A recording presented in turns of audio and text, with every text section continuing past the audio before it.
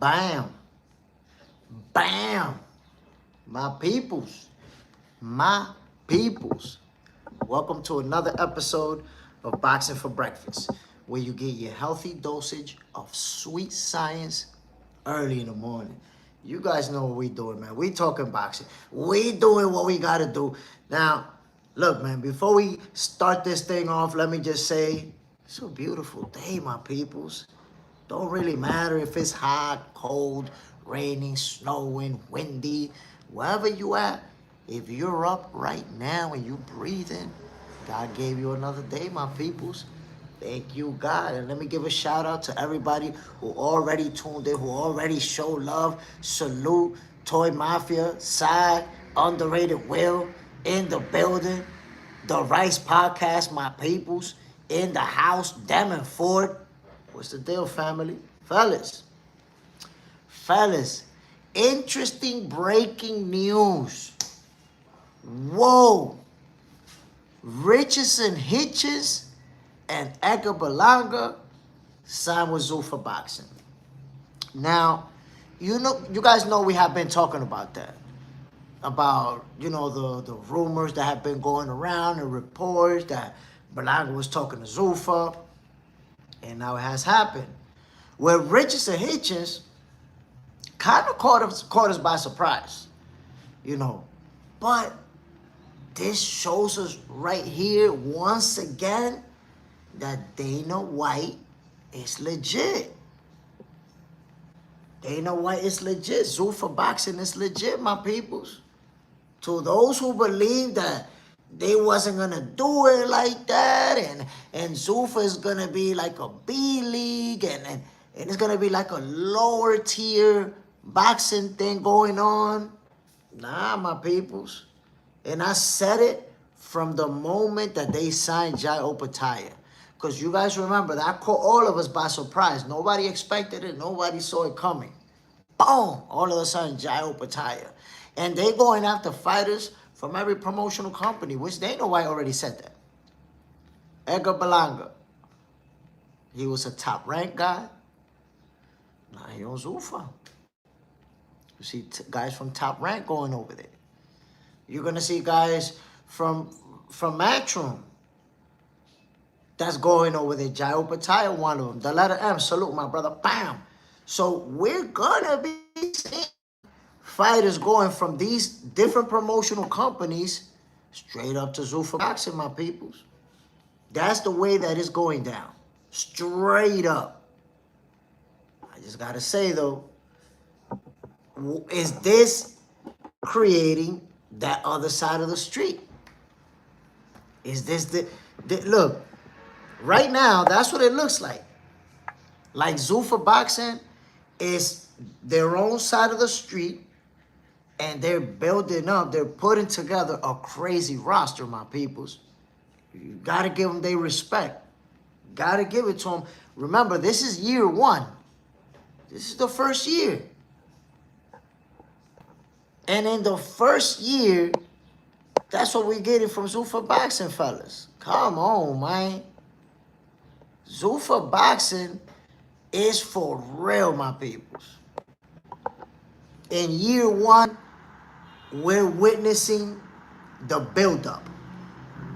We're witnessing how ZUFFA Boxing goes from zero to where they are right now, which is 5 cards into ZUFFA Boxing. They've done 5 cards so far.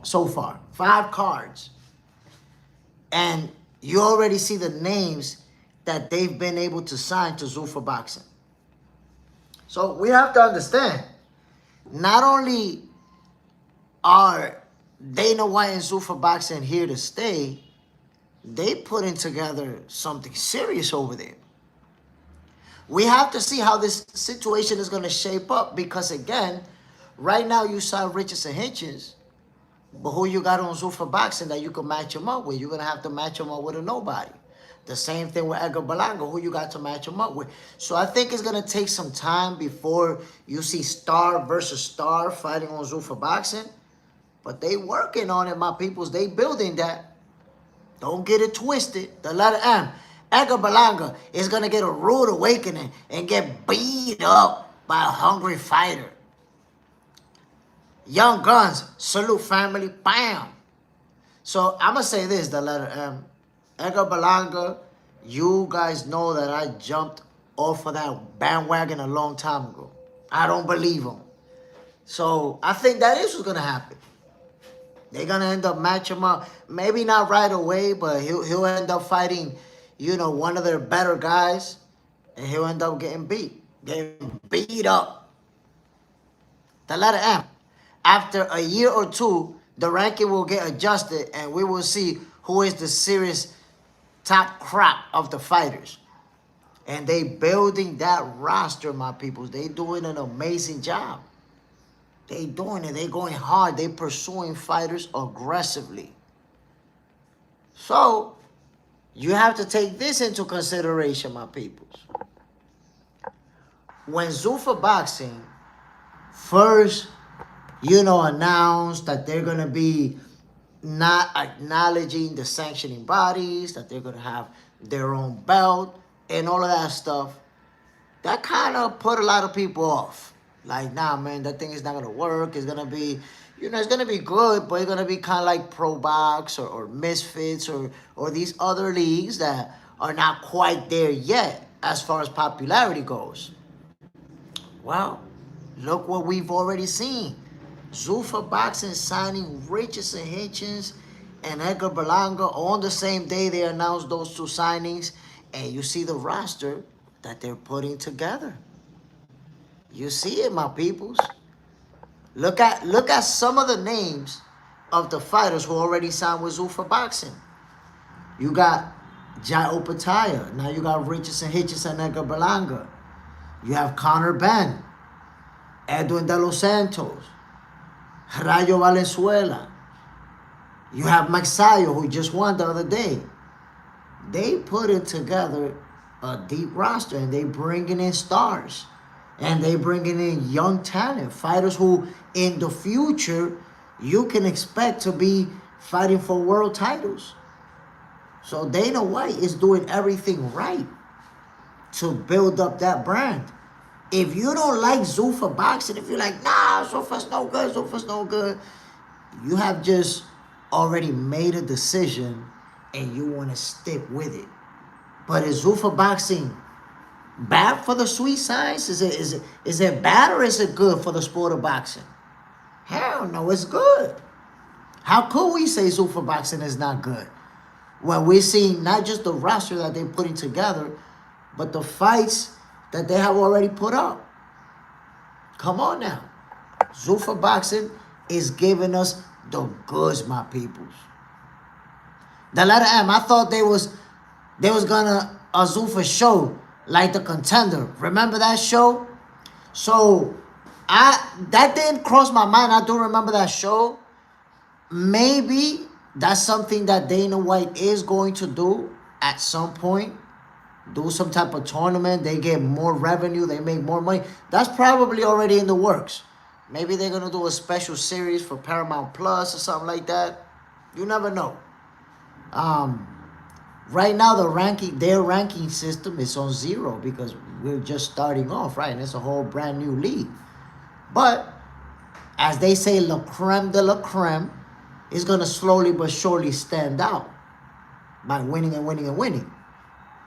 The letter M, ZUFFA Boxing is adding to the sport. More boxing, the more the culture thrives. That's a fact.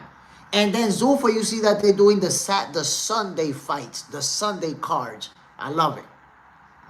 They're going to take over Sundays.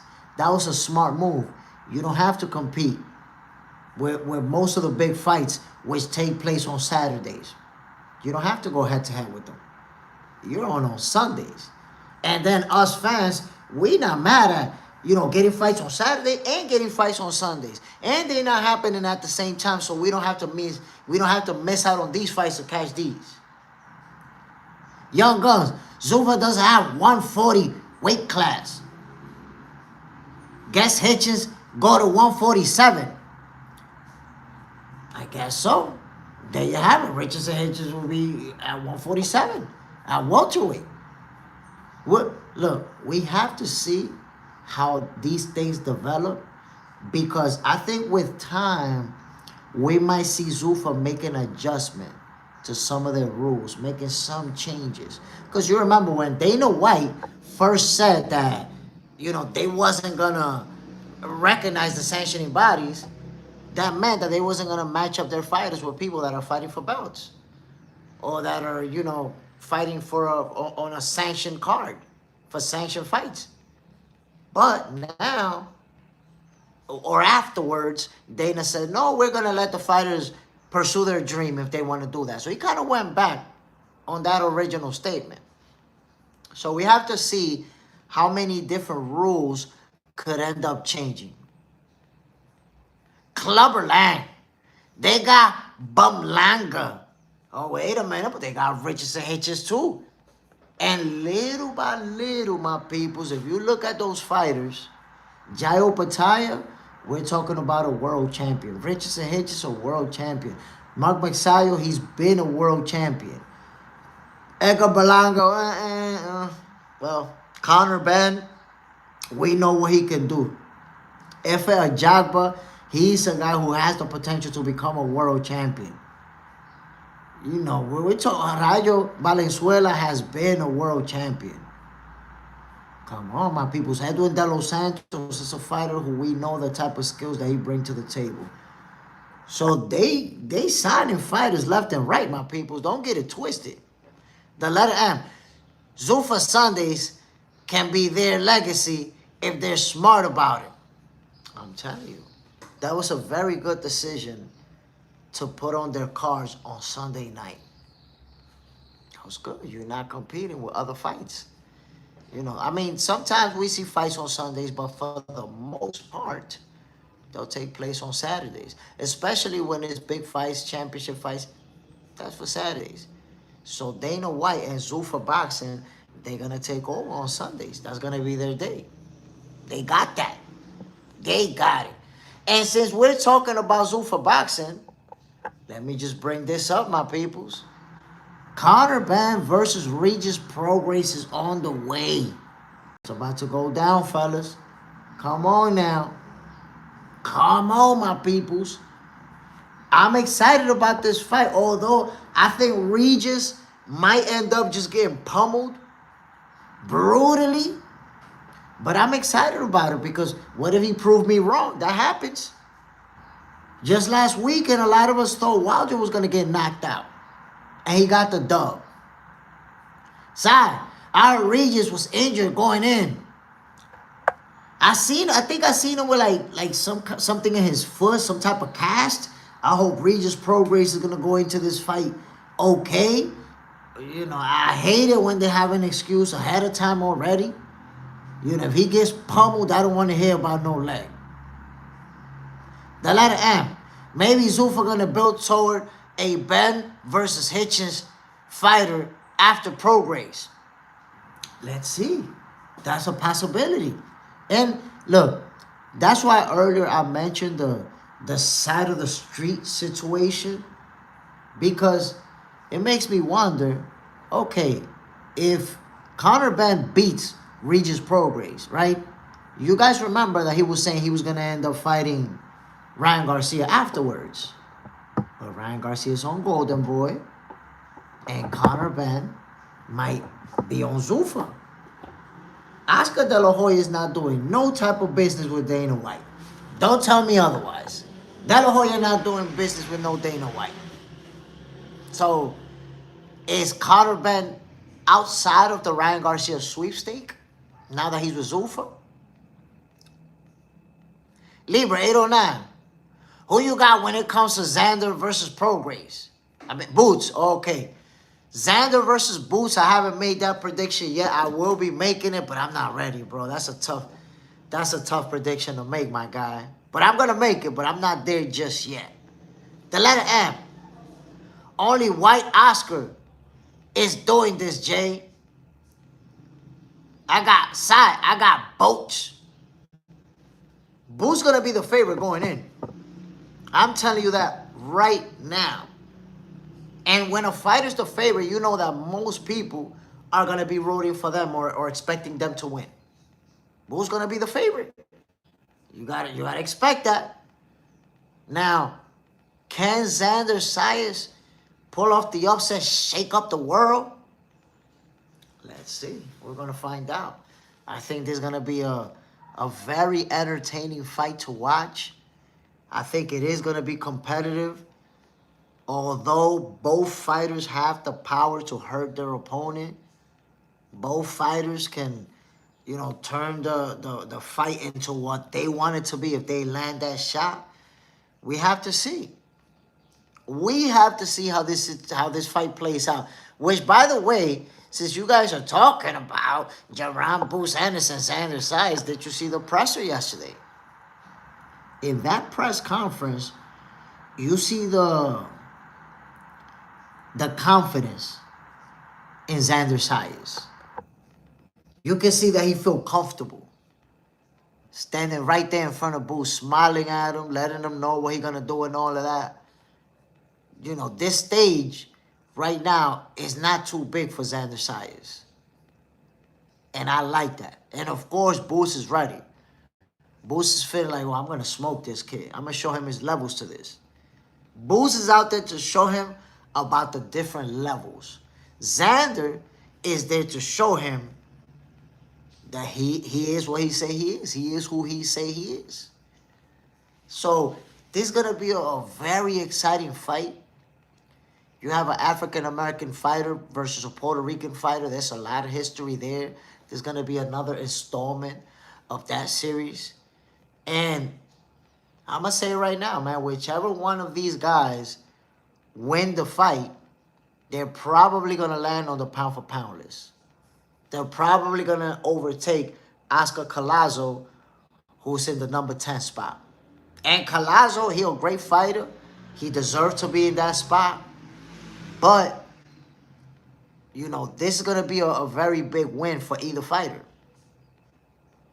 This is one of those, and we don't get too many of these, but this is one of those where you have two elite-level fighters, both undefeated, and somebody's always going to go. This is one of those. We don't always get that, my peoples. We're going to get that right now. Come on now. We got to savor this one. Marie, the press gave me answers. Shackle hands. Bam. Salute, family. The letter M, yo, J. Who gets hit less, Sayas or Bruce? That will determine the winner, in my opinion. Who gets hit less? I mean, I got to say, Bruce get hit less. I mean, here's the deal. They both got fights where they got hit a lot. I think both of them could get a little bit irresponsible with the defense and get caught slipping. I think they both get hit. But take this into consideration. They both get hit, but Boots does have the better defense. He got the better defense. He got the better overall.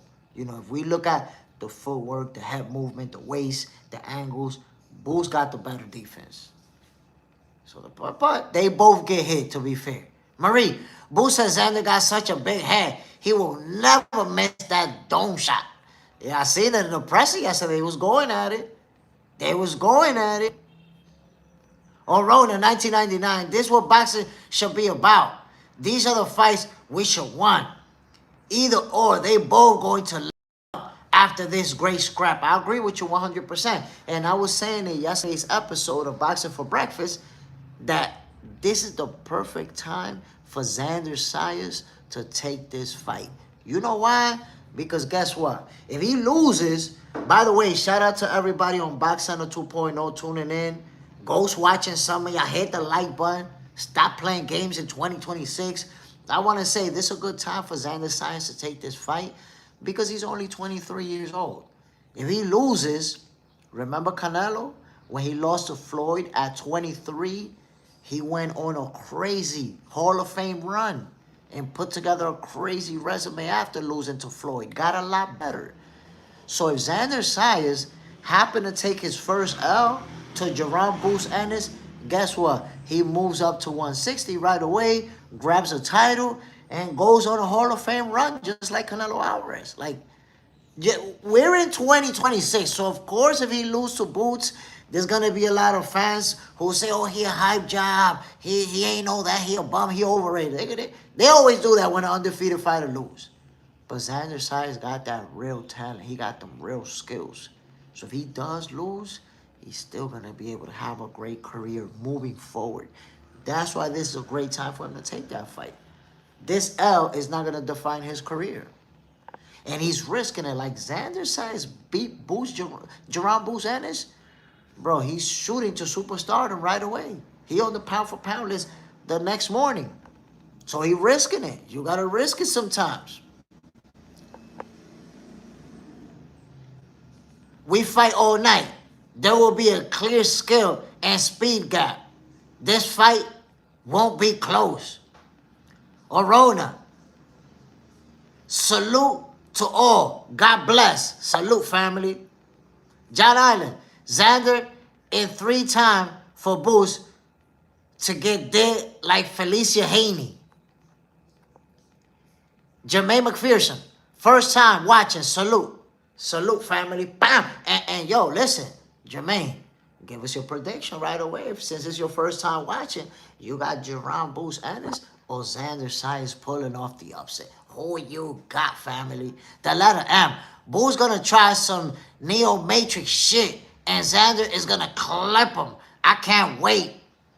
John Island, Boots, Haney, Bradley, and Judah, all hype jobs. Orona, I agree. Reminds me when Canelo lost to Floyd, and that's what I'm saying. Canelo was only 23 years old. He lost to Floyd, but he started to get better immediately.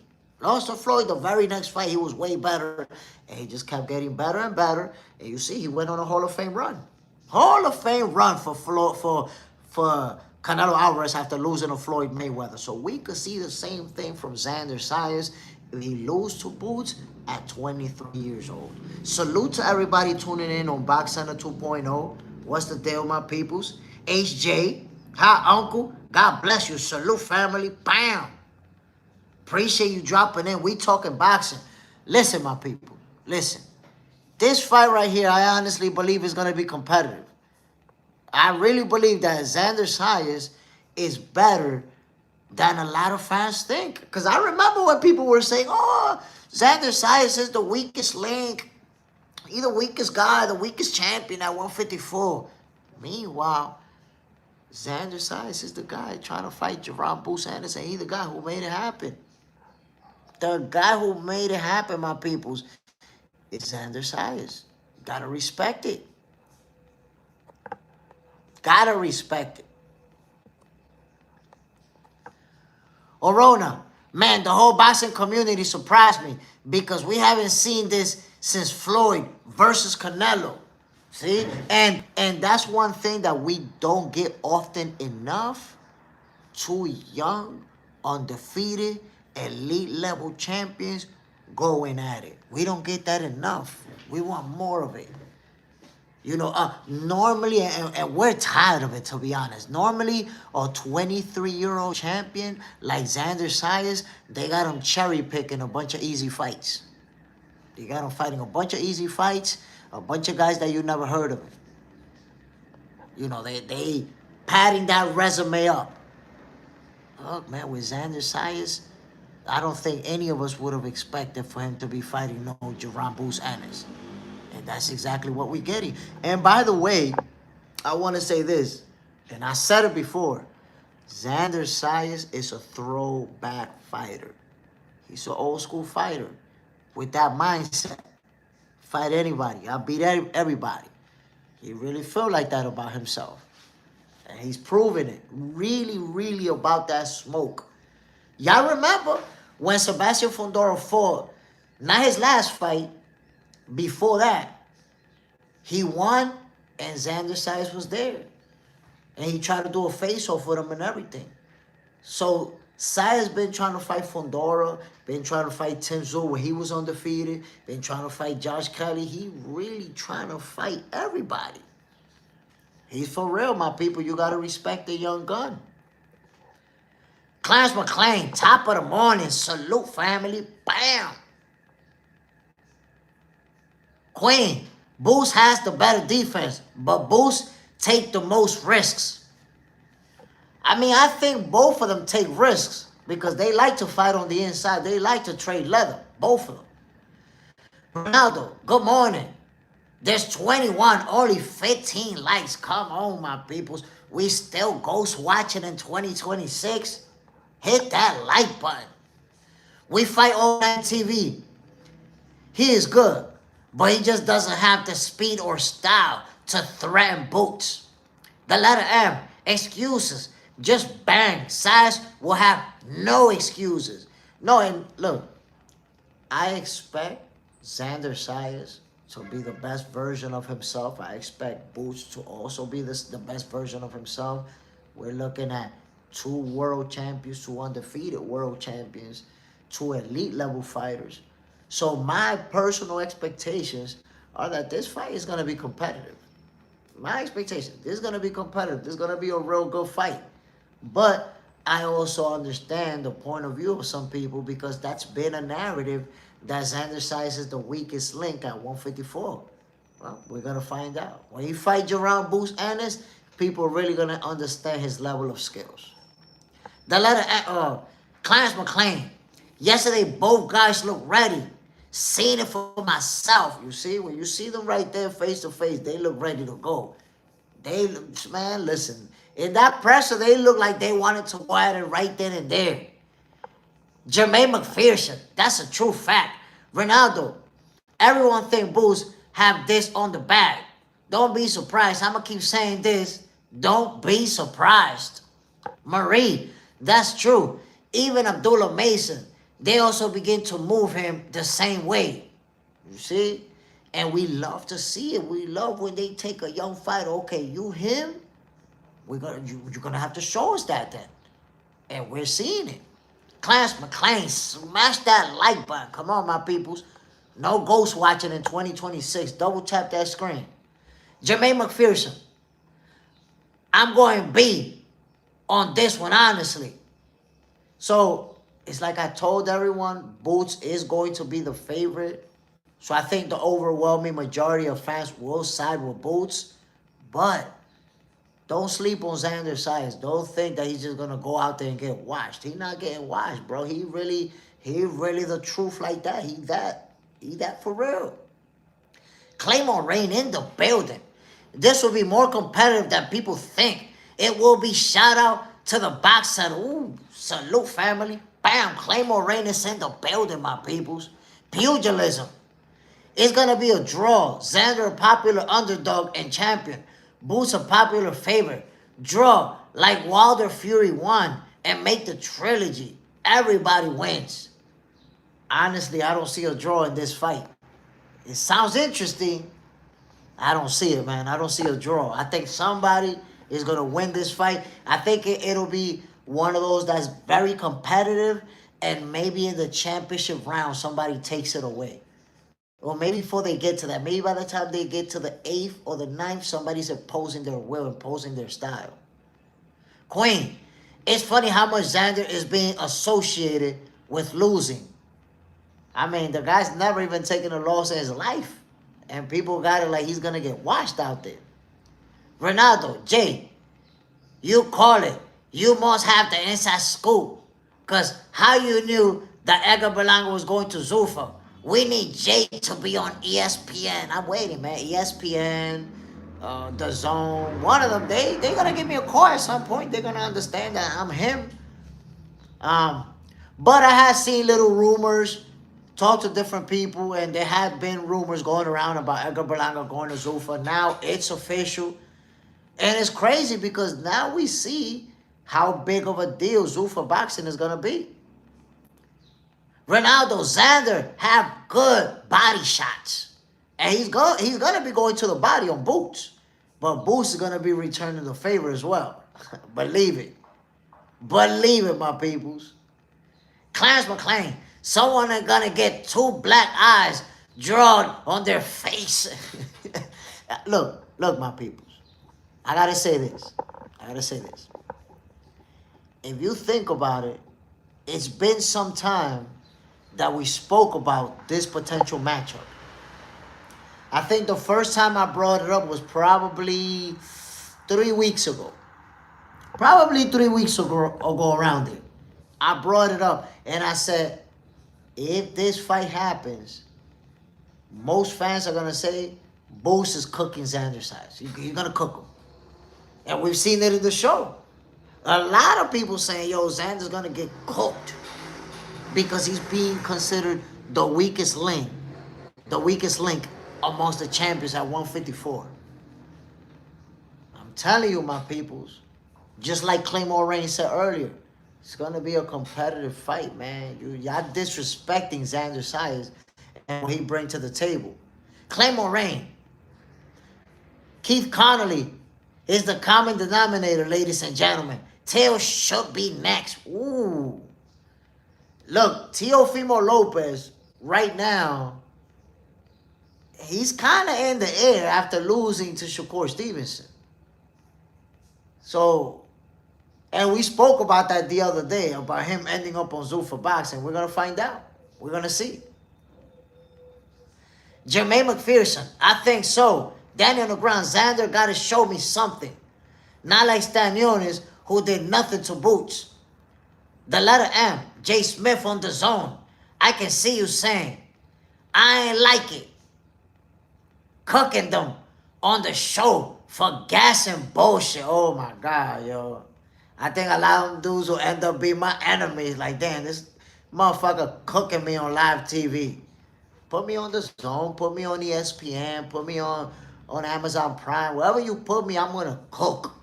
I'm just waiting. Let me put my foot in that door. When I get my foot in there, it's going to be a wrap. I'm going to go berserk, my peoples.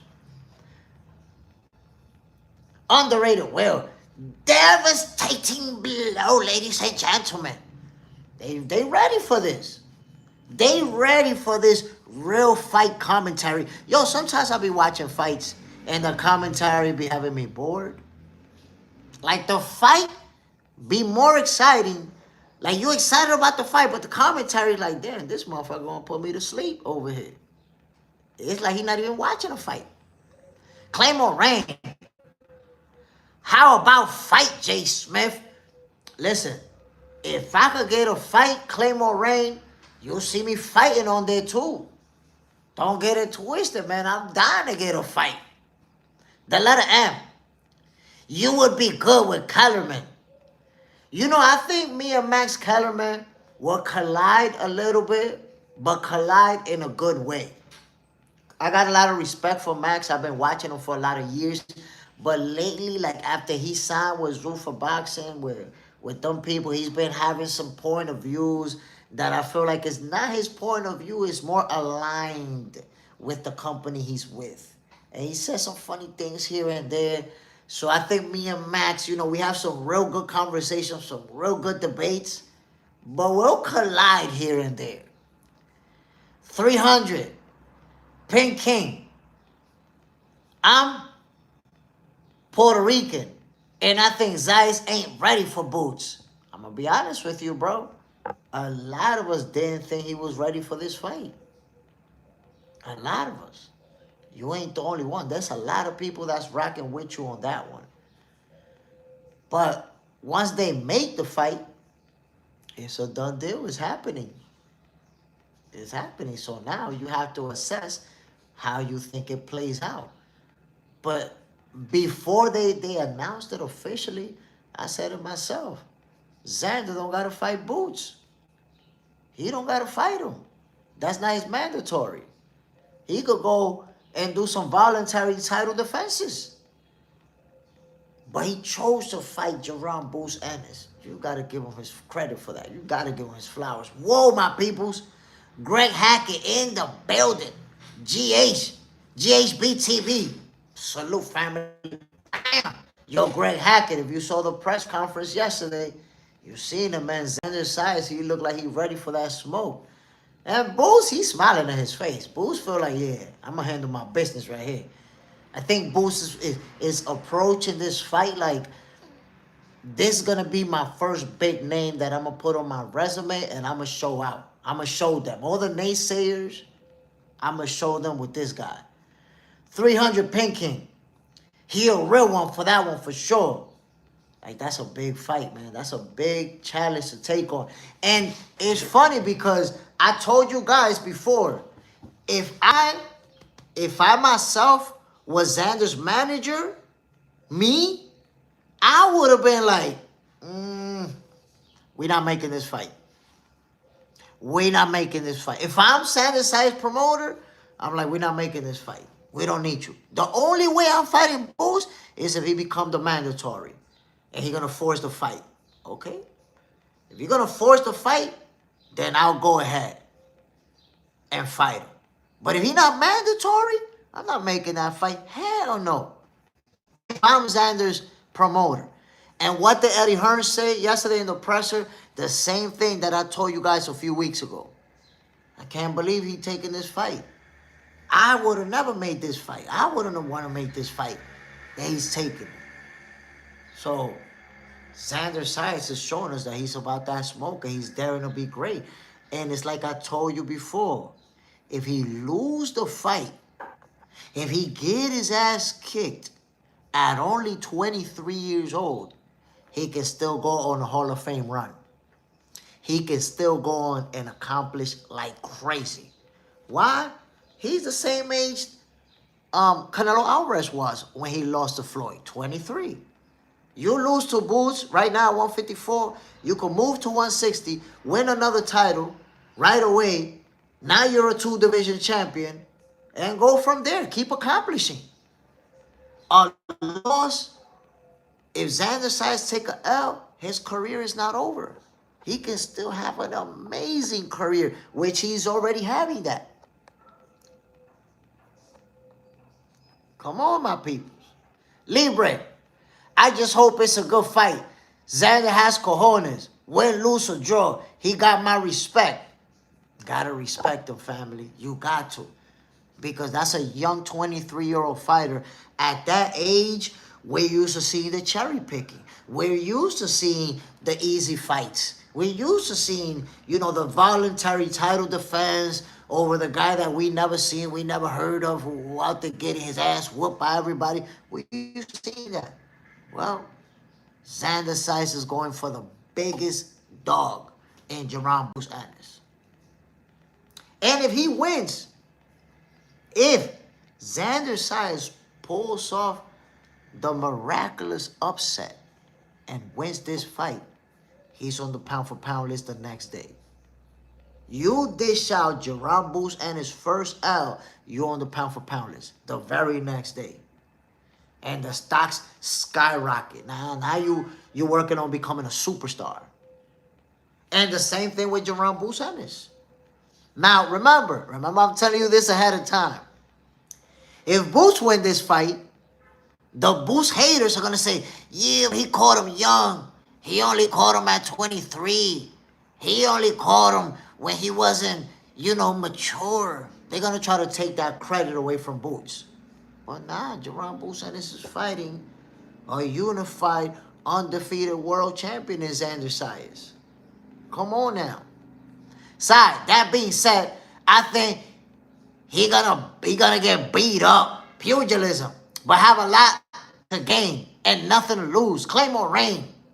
Brett Hackett. Oh, this one might be one fight too many at 154. This might be a fat camp more than a fight camp.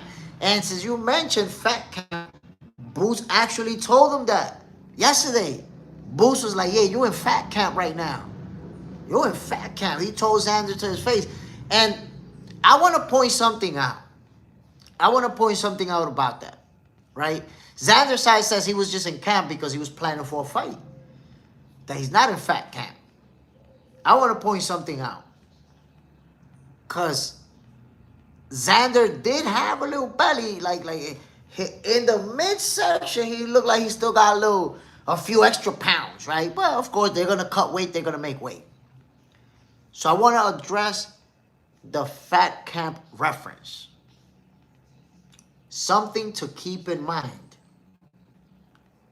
Boots is in better physical shape than Xander Science. That's not even up for debate. If right now both guys stand in front of a mirror and take off their shirt, Boots is gonna be in better shape. Why? Because he a gym rat. Even when he not fighting, Boots don't even be having a fight lined up. He be posting videos of him sparring. He be posting videos of him running or clips of him training in the gym where he don't even got a fight lined up. Boots has that similarity to Terrence Crawford, that he a real gym rat. So you're never really gonna see him with a little belly coming out like that. You never see him like that. Xander Sayas look like, he also a very disciplined fighter, but he take a little bit of time off. I don't know if he enjoy a few margaritas or something. He gained a little weight after his last fight. So who's in better shape? Boots, right now. And why do I bring that up? And why did I bring up Fat Camp? Because if we're both in training camp to fight each other, but you're putting a lot of time into losing weight, that gives me an advantage for my training camp. Don't get it twisted. My training camp is going to be better than yours. You know why? Because let's say while you 10 pounds, or let's say while you 20 pounds over, and I'm only 5 pounds over, those 5 pounds that I'm over with a whole week to go, my workouts that I'm doing is going to help me burn that weight. I'm not going to have to do a lot to lose those 5 pounds in the last week. But you get to the last week with 15 pounds, and instead of working on your craft, on your counter punching, on your footwork, your angles, studying tape to see what you're going to do with Boots, instead of that, you're on Fat Camp. You're trying to lose weight. So while Boots is working on his sharpness, you out there running. You in a sauna. You doing all types. You jumping rope, chewing bubble gum and spitting. You doing everything to burn that away.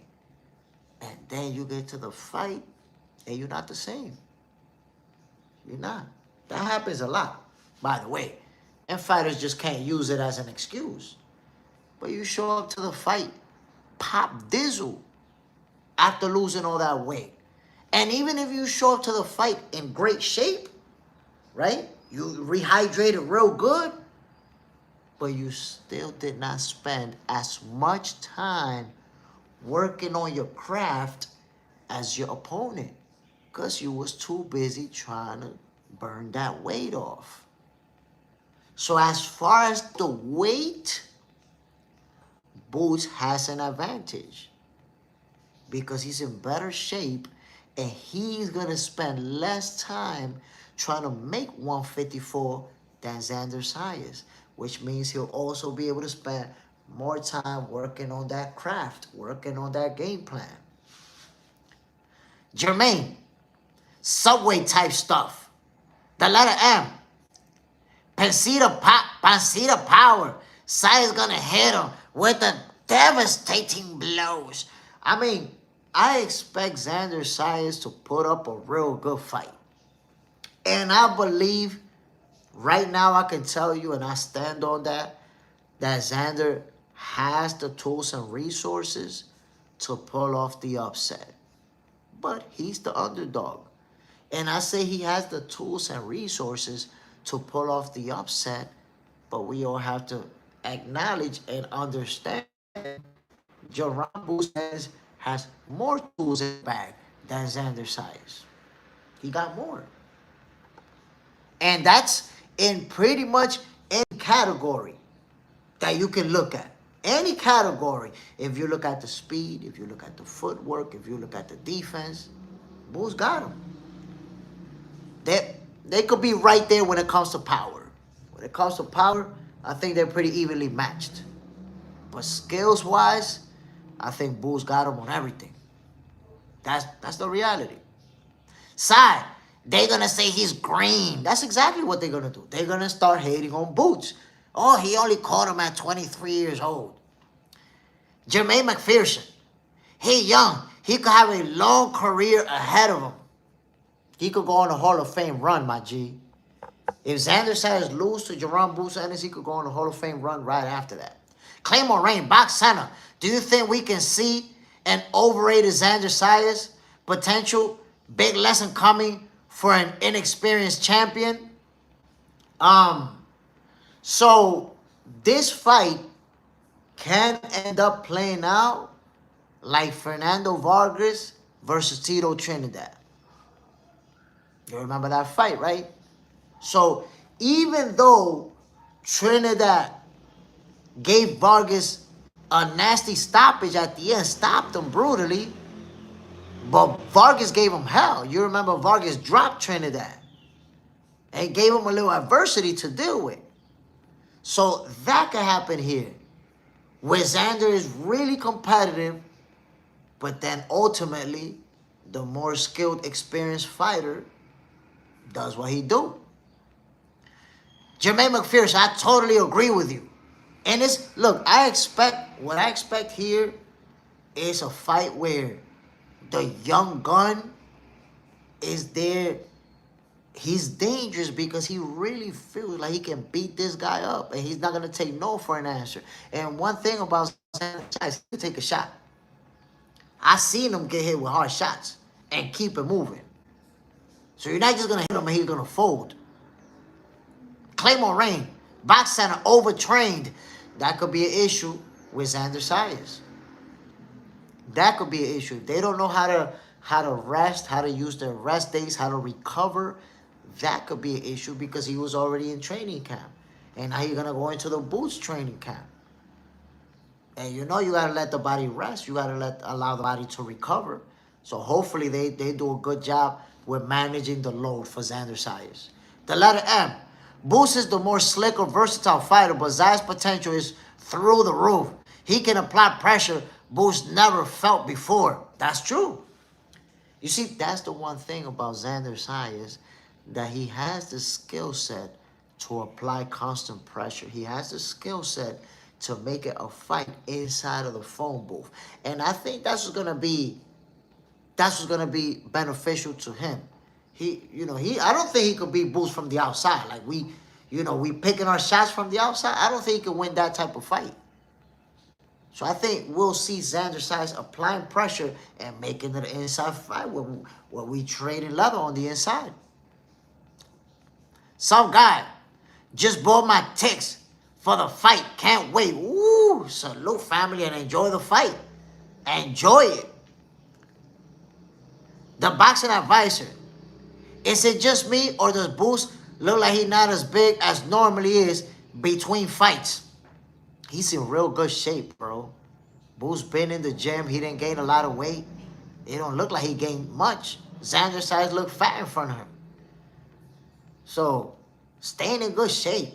That's what I see from Jerome Boots Ennis. I think it's also because he's been working with other fighters, probably sparring with them for their camp and preparing and all of that stuff.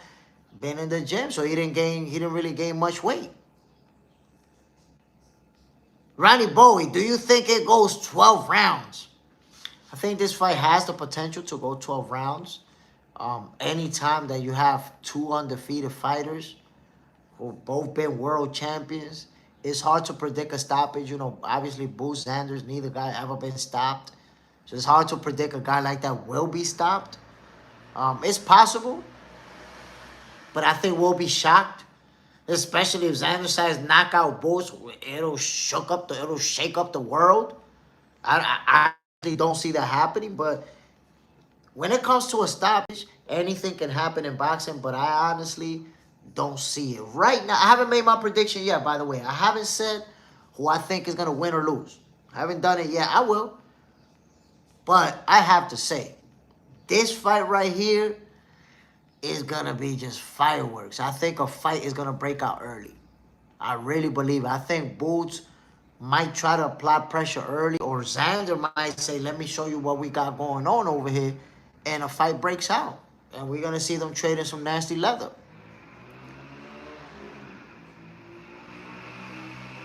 Jermaine McPherson, I don't think so. 12 rounds. The letter M. Zayas stops him by round 10. Ooh, shocking down. flags waving, crazy. Puerto Rico, oh, Puerto Rico, oh. Y'all will go crazy. Jermaine McPherson, maybe 8. JMO, Jay Smith. Do you know Boost is going to slate that boy? I can't say he's gonna sleep him, bro. I'll give you an example. Boost didn't sleep Karen, fought him twice, and he didn't sleep him. Is Karen better than Xander Sayas? Hell no. Hell no. So, what are we talking about? I don't see Xander Sayas going to sleep. And I don't see Boost going to sleep. That's why, if I had to put my money on it, I say the fight goes the distance. I say it goes the distance. Now, listen to what both guys are saying, because they did look, Shaggy, salute my brother, bam. They did look very confident. Both of them look super confident. Xander Sayas is saying, I'm gonna take his heart away. I'm going to take his will away. Trying to beat him up. And then Boost is saying, it's going to go how I want it to go. I'm going to do what I want to do. So Boost on some, I'm going to go in there and I'm going to bully this kid. I'm going to bully you. They both got a mindset like they stepping in there to whoop their opponent's ass. JMO, after Boost sleep him, I'll be back on here to discuss this. We'll be here, my guy. We'll be here. Let's see how this fight plays out. But Jerome Boost Ennis and Xander Sayas, they're going to give us a heck of a show. They're going to give us a heck of a show. My peoples, Canelo Alvarez is back in training. Canelo Alvarez is back in training. Yes, sir. The expectations are that Canelo will be fighting again in September. In September. The letter M after Sayas smokes his boots, we will be here. Mr. KO Boots made fun of his head. He said his head is too big for him to miss. Who's going to be punching him in the dome piece? He's letting us know right now. So, my peoples, Canelo Alvarez is coming back in September. And you guys know, and I always say this, boxing is a what have you done for me lately sport. And what did Canelo do lately? He got his ass whooped. Got his ass whooped. You see how people react in boxing? If this was last year, people would have been crazy about the news that Canelo fighting in September. And most people ain't even talking about that shit. Most people ain't even talking about that shit. Fuck this nigga. He got beat up. Isaiah, as a boxer myself, who's both Haitian and Puerto Rican, I like both. I definitely favor Boricua more, but the problem is Ennis' footwork and jab from the first round. I think Boots, because of his edge in speed and footwork, is going to have Xander Sayas looking to fight on the inside, looking to exchange with him. Because from the outside, you're just not going to beat him. Not beating him from the outside. JMO, head too big to miss. Yo, Boost is a savage, bro. But yeah, my peoples, you see it. Canelo Alvarez is going to be back in action in September. Now, you know what happened in his last fight. Y'all remember what happened to Canelo. Isaiah and Philly show is incredible. Boost got it down packed. My peoples, Canelo. Some of you thought he was going to beat Terence Crawford. Some of you told me he was going to knock out Terence Crawford. And what did Terence Crawford do? Beat him up. Beat him up. And you had to watch that. You had to endure watching Canelo making funny faces as Crawford was punching him right in it. So, like I said, boxing is a what have you done for me lately sport. People not really talking about Canelo like that because he took a L in his last fight. But I told you guys before, and I got love for Canelo. Just because he got beat up, it doesn't mean that I don't got love for him, right? Let's see who he's going to fight in September. I think it's going to be in Billy. You guys know Mauricio the Goofball Sulaiman want Canelo to have that green belt, which right now I think Billy is holding it. So he might be holding it for Canelo. You probably got Canelo versus Billy next. The letter M. Remember when Crawford hit him so hard? He said, okay, Jermaine, I did at first, but whooped his ass. The letter M, trinket title. Isaiah, I'ma follow you, Papa. Keep doing your thing. Much love from NYC. And Canelo is still champion in my eyes, no matter what. Salute, Isaiah, and I appreciate you. And let me just say this. Canelo, you know, he's the face of boxing. I said it before. Just because he took a L, that doesn't change. Right now, he's still the face of the sweet science. I got mad respect for him, mad respect for his accomplishments, you know, what he's been able to do inside the ring. Gotta respect him. He did get beat up, though. Crawford beat him up. But I still got mad respect for Canelo Alvarez and what he's been able to accomplish. JMO, Crawford beat the hell out of Chucky. I'm telling you, man, gave him the beating that he needed to know that Crawford was the guy. Because that's the thing. If Crawford would have, like, edged out a win or barely got a split decision, then we would have been talking about Canelo got robbed or Crawford got gifted the fight because of Turkey or all type of other stuff. But he won in a way that we could unequivocally say Terence Crawford is better than Canelo Alvarez. That's it. JMO, Canelo, a.k.a. Mexican Chucky. The letter M. And to know Canelo wanted a second-ass whooping by Crawford. He bugging. Now, look, if they would have did the rematch, it would have played out exactly the same way. They would have played out exactly the same way. In fact, it may have played out worse. I think in the rematch, Crawford may have actually stopped them. Because if you remember, in round number 9, Crawford was teeing off on Canelo. Crawford started feeling himself, and he was already like, pop, pop, pop, pop, pop, pop, pop, lumping him up. So I think, and he could have went for the stoppage in this fight. But I think also it's smart to stay within the game plan. You don't need to risk it. You win in the fight. Because Crawford could have also made a mistake and got himself knocked out. Just because you're winning, and dominating your opponent, it doesn't mean that he's still not Canelo Alvarez with the knockout power, with the 40-something knockouts that could catch you with one of those and sleep you. He's still that dude. You dig what I'm saying? So ultimately, Crawford played it smart. He said, okay, we got this thing in the bag. Let's keep it going. Shackle hand. Boo for cinnamon. Boo, my peoples. Come on, man. Fellas. This was the news of the day yesterday, man. This was the news of the day. Richardson Hitchins and Edgar Berlanga have signed deals with ZUFFA Boxing. Dana White is for real, man. Dana White is for real, my peoples. The letter M. I was going to say that. Crawford didn't want to make any mistakes. Canelo kept coming. That's why. That's why I say it was a smart idea to just follow the game plan and secure that W. Because you could get reckless, get hit with a big shot before you know it, Crawford gets knocked out. And the whole history is different.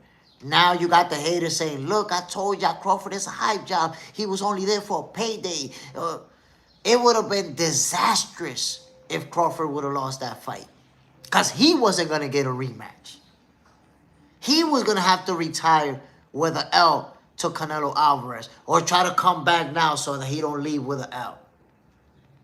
That's his last fight. Queen, Canelo isn't and never was the face of boxing. I don't know. I don't know why you feel that way, why you're in denial about it, but Canelo been the face of boxing. Been the face of boxing for years. When Floyd Mayweather stepped down, Canelo became the guy. See, that's what I want you to understand. Even though I predicted Crawford whooping his ass for a long time before it happened, and I predicted it many times. By the way, I posted some new videos, some new shorts. You'll see one of those predictions right there. I'm not going to disrespect Canelo like that. Come on, man. Look, I'm going to prove to you right now that Canelo is the face of boxing right now. I'm in the Dominican Republic, bro. Here in the Dominican Republic, the main sport is baseball. Most people don't watch boxing because baseball is our national sport, right? I could go to the corner store down the block and show them people a picture of Canelo Alvarez. Just a picture. And be like, yo, y'all know who this is? And they be like, yeah, that's Canelo. That's Canelo right there. I show them same people a picture of Tank Davis. And they'll be like, who's that? Is that like some rapper? Is that like some basketball player? Is that some athlete, some famous athlete or something? They won't know his face by looking at it. So my guy, on the world scale, the most recognized face in boxing is Canelo Alvarez, bro. That's what makes him the face of boxing. He's the guy. There's no getting around that. And as a matter of fact, just look at the followers. I think social media is a great way to gauge somebody's popularity. Active fighters, Canelo Alvarez is the most followed across all social media platforms, bro. There's no fighter who has more fans following them than Canelo Alvarez. So there's your answer right there. The letter M. Hitchins will have the better ZUFFA career over Berlanga. I mean, honestly, I don't know if Berlanga is going to get to grab one of them ZUFFA belts. I think Berlanga is going to be a good fighter on ZUFFA boxing and a star fighter on ZUFFA boxing because he already got a certain level of celebrity. But I don't know if he'll even become a ZUFFA champion. Now, Richardson Hitchins, I could see it happening for him. I could see him grabbing one of them ZUFFA belts.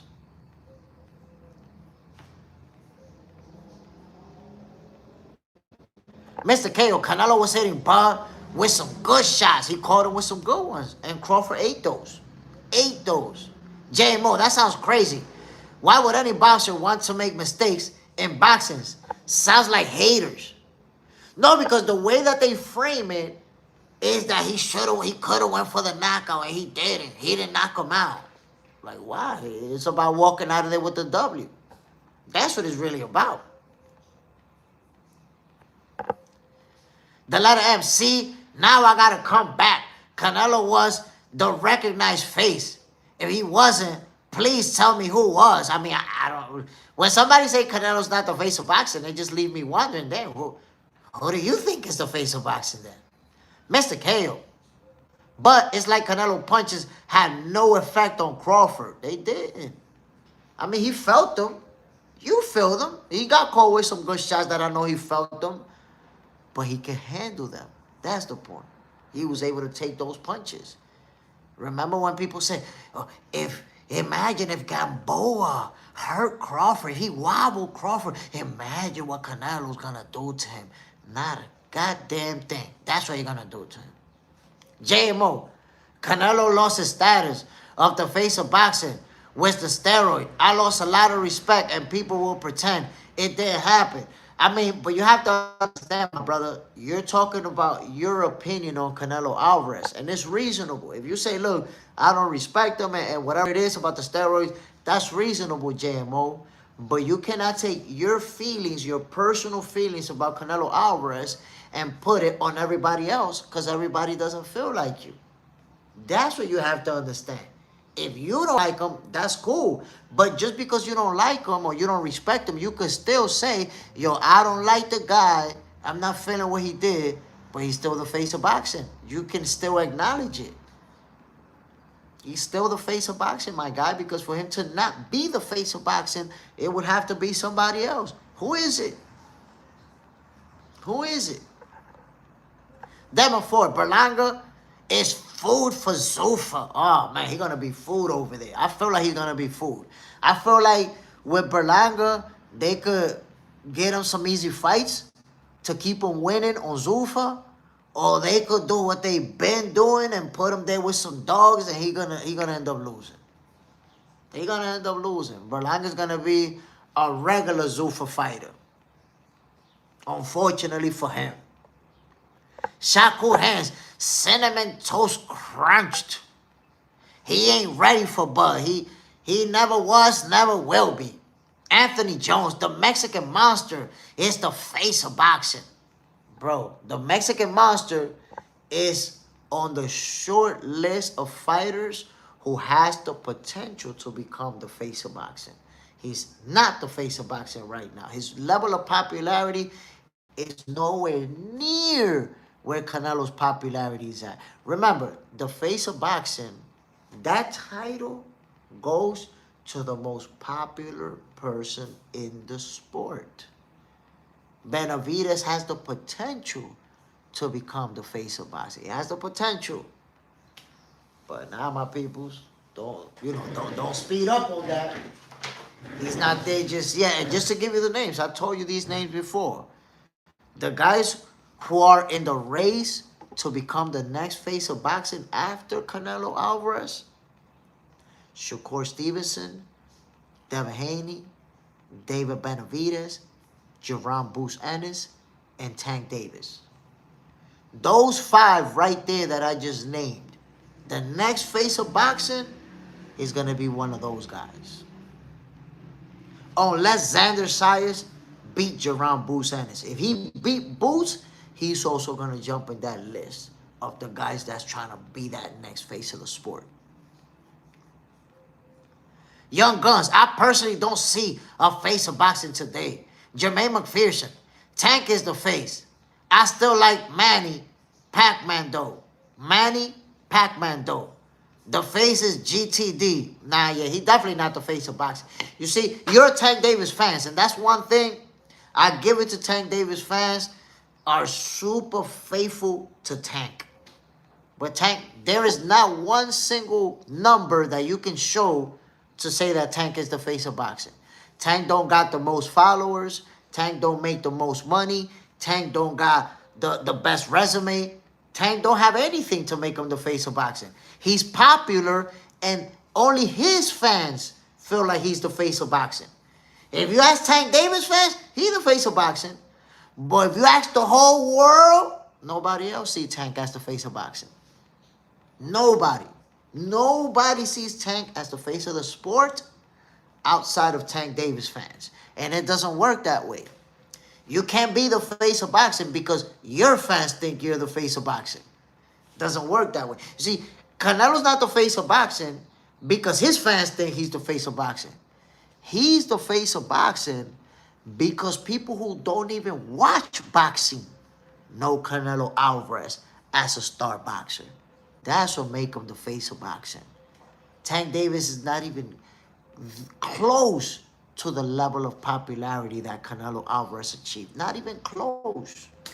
You can walk around here in the streets with a picture of Tank Davis. Ain't nobody gonna know who that is. Like, not with the belt, not dressed like a boxer. I'm talking about a picture of his face.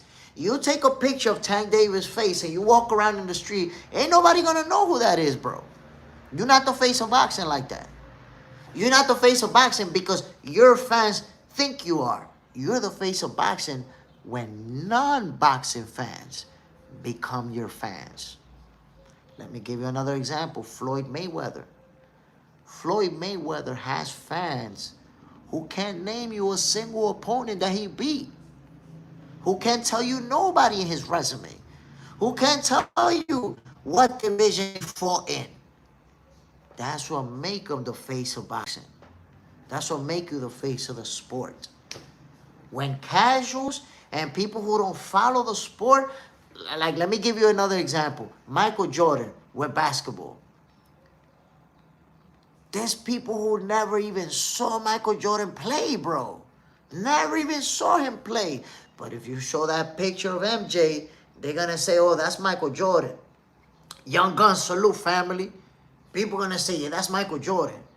So that's what makes the face of boxing and the face of any sport. When you could take that face and put it anywhere and everybody recognize it, they have it. The Tank is popular. Man, pugilism. Don't sleep on the small town Norfolk, Virginia. Geopolitics is polarizing, and we the home of the mightiest Navy protecting the peace. Salute, family.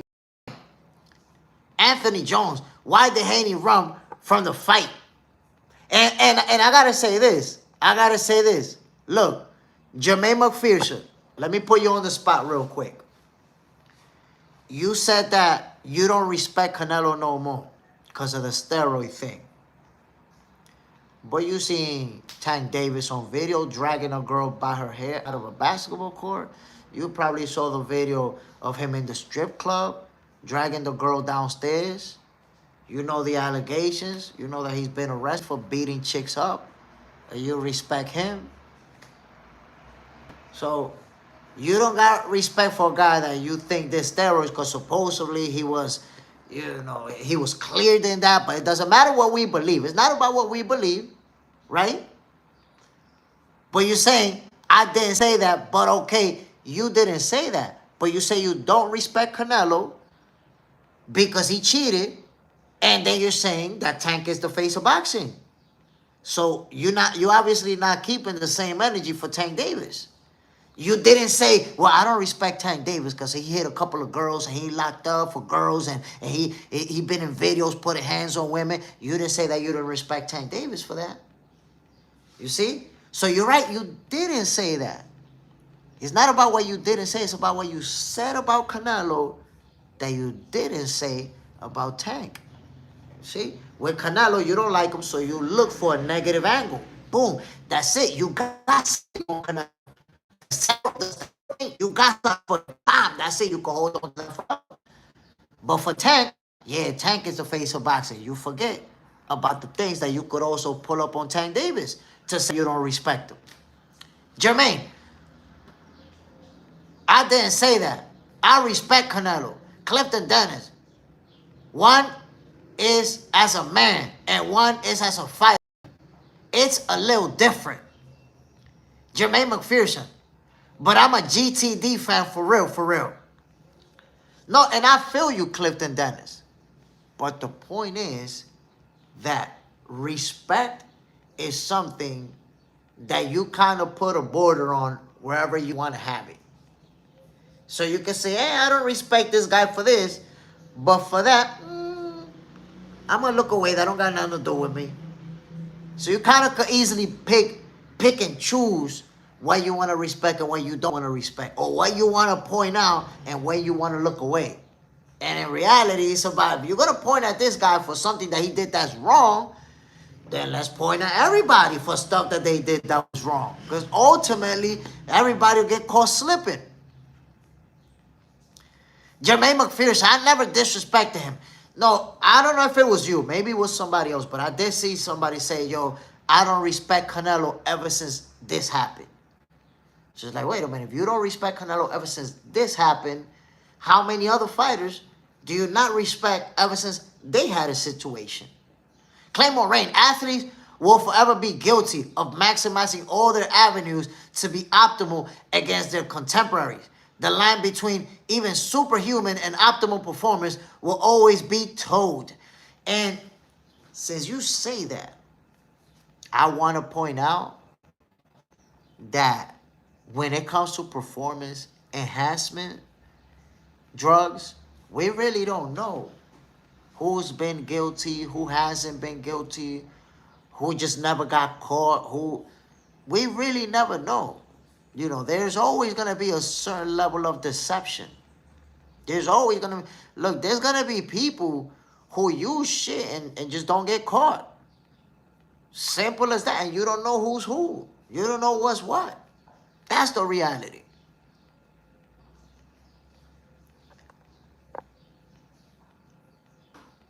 Mag dump music. Look at boxing for what's going on in the ring. If you're looking outside the ring, you're looking for a role model. Whoa, that's a good one. That's a good one right there. Wes does it. Peace. Jay Smith and Box Center family. Hit that like button. Like button activated, fellas. Bam. Max 7 Life. We know who never used PEDs. GTD. Facts. The letter M. Tank decision outside the ring have affected his career. So in a way, Tank did Tank. I mean, right now Tank is only 30 years old. Right? So we can still get some great fans out of Tank Davis. We can still get, you know, some big fights where he accomplishes and he wins titles. And we want to see it, though. You want to see Tank fighting the best. Croc. Yeah, but Tank didn't disrespect boxing. He disrespected himself. Canelo disrespected the sport of boxing because he cheated. Allegedly. The magic word right there. Allegedly. And I say allegedly is the magic word because he was also allegedly proven to be innocent. He was allegedly proven to be innocent, but people will ignore that part of it. Anthony Jones. Girls say he hit, no but, he was still wrong for dragging her. She trying to get paid. Let's tell the truth about it. Anthony Jones, that's not facts what you're saying, bro. That's not, you're not, I think maybe as a Tank Davis fan, you're not portraying it the way that it really went down. And I'll tell you, Anthony, if it was you, if it was me, if it was Claymore, if it was any of us, we'd be locked up for the same shit. Because what really happened, Anthony, let's call it how it really happened. What really happened is that Tank Davis decided that he wanted to have a girlfriend at a goddamn strip club. Tank was on some Captain Saberho shit. And that he was on some jealous shit. That he was on some, you gotta pick up the phone when I call. Don't be talking to no niggas at the strip club. And then when Shorty finally say, you know what, I'm not fucking with you no more. Nah, you violent, you be acting too crazy. Blocked them from everywhere. What did Tank Davis do? He showed up at her place of work, dragged her downstairs, pushed her a couple of times. You see the girl begging to please let her stay. Took her all the way to the parking lot, and as they was walking towards his vehicle, Shorty literally ran, like escaped from Tank Davis. Escaped. If you watch the video, she escaped, my G. So you downplaying it. When you're like, oh, yeah, but he didn't really hit her, you know, still in the wrong, but he didn't really hit her, and she just trying to get paid. Nah, bro. Tank Davis, if you see what he did to that girl in that video in the strip club, that's the same shit he did to Shorty in the basketball court. The same shit. Grab Shorty in the basketball court in front of everybody that was out there, drag her to the back, and when the cameras followed him to the back, he dragged her to a separate room where nobody could see what happened. Now, what do you think he dragged her back there for? To read a couple of Bible verses?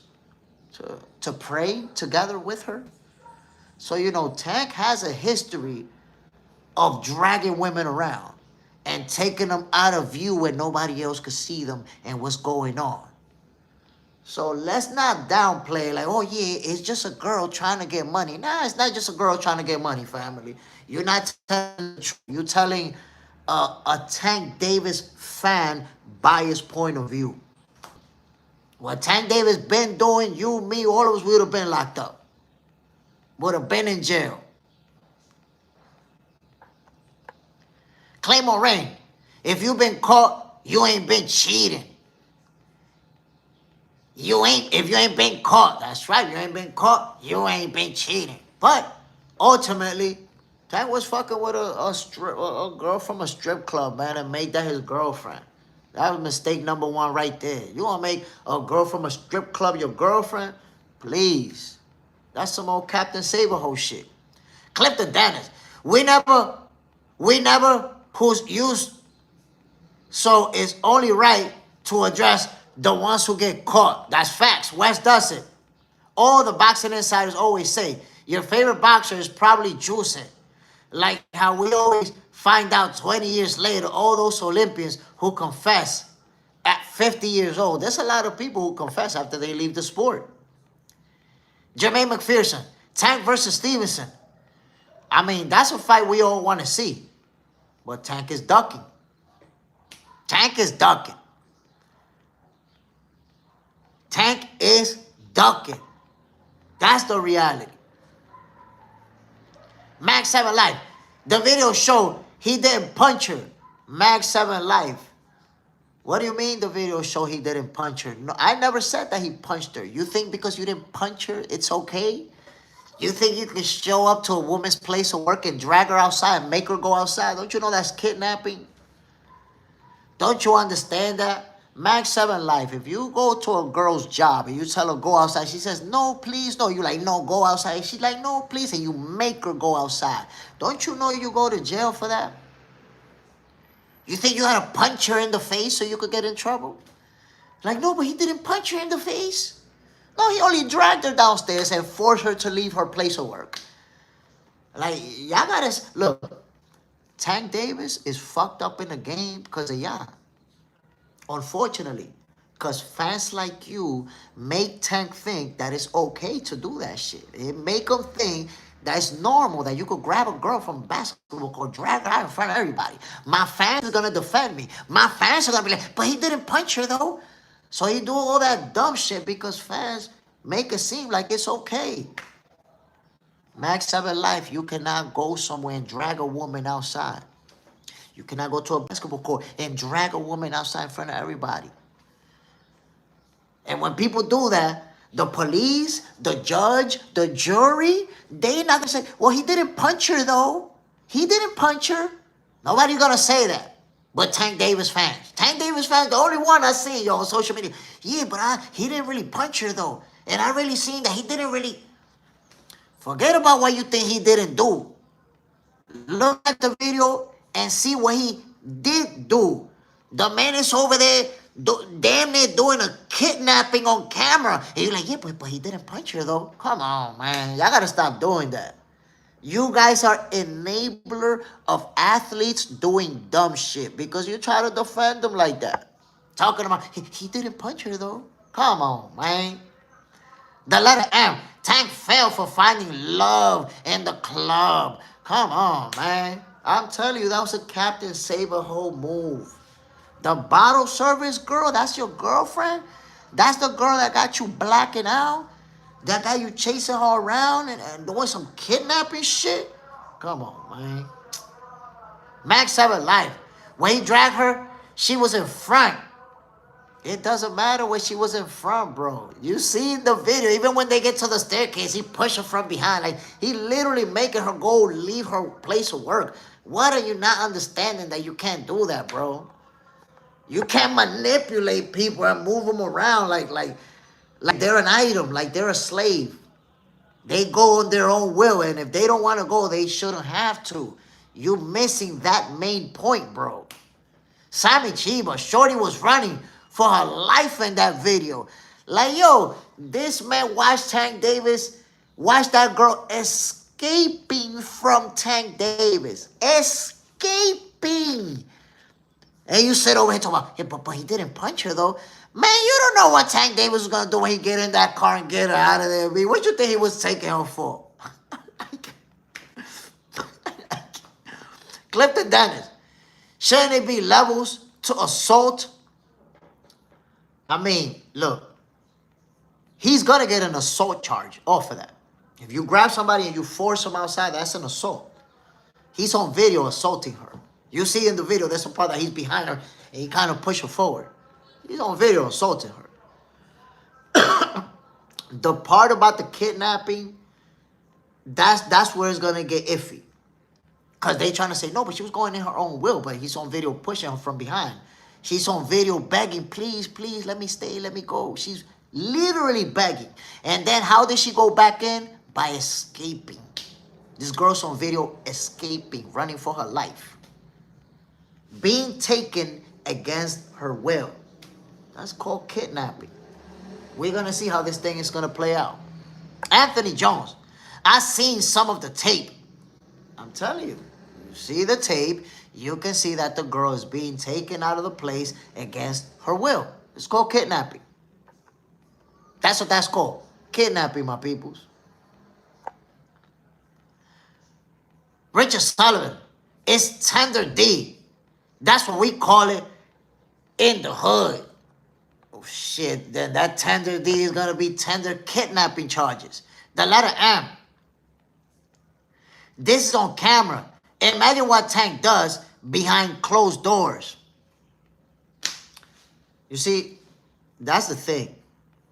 Sometimes the most fucked up things happen because people see what's going on, but they play dumb. They play stupid.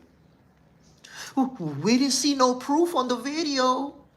We didn't see nothing. Motherfucker, have you seen the situations that Tank been involved with regarding women? You're not seeing there's a problem there? If you don't see that there's a problem there, maybe you got the same problem too. Maybe you got the same problem. If you saw that video and all you got to say, well, he didn't punch her. I didn't see him punch her. If that's all you got to say about that video, maybe you got that same problem too. Maybe you got to dig deep and see what you got going on with yourself. Because I see that video, I'm like, oh, shit. That's fucked up. It don't cross my mind. Well, at least he didn't punch her. Like, huh? You kidnap a motherfucker and you thinking about punching? Pugilism, pursuing the narrow gates, are in the minority. Bottom line is the majority of fans not in position to shame. The fans' duty is to bet on fights and get their money. Well, fans don't have a duty. Fans do whatever fans want to do. There is no duty. There's going to be some fans that'll look at it, and there's going to be some fans that'll look the other way, depending who you talk to. Max 7 Life. Jay, did you do a vid when Shakur punched a girl in the head? Well, when Shakur punched a girl in the head, I didn't even have social media. I didn't even have social media. Now, I do know that Tank Davis fans bring it up all the time, but outside of Tank Davis fans, nobody gives a fuck about some shit from, what, that was like 8 years ago, 10 years ago? Nobody gives a fuck about that shit. Outside of Tank Davis fans, nobody gives a fuck about that shit. Some shit from when Shakur was 20 years old or 19. Nobody paid mind to that. But to answer your question, I didn't have social media back then. If I would have had social media, I would have spoke about it. What am I doing speaking about some shit from 8, 9 years ago? And then not only that, I want you to consider this. Because, you know, you was down to bring up a negative thing about Shakur. You see, we talking about Tank. You brought up a negative thing. Now, I want you to think about it. Tank is dealing with this right now. He's going to court right now for this.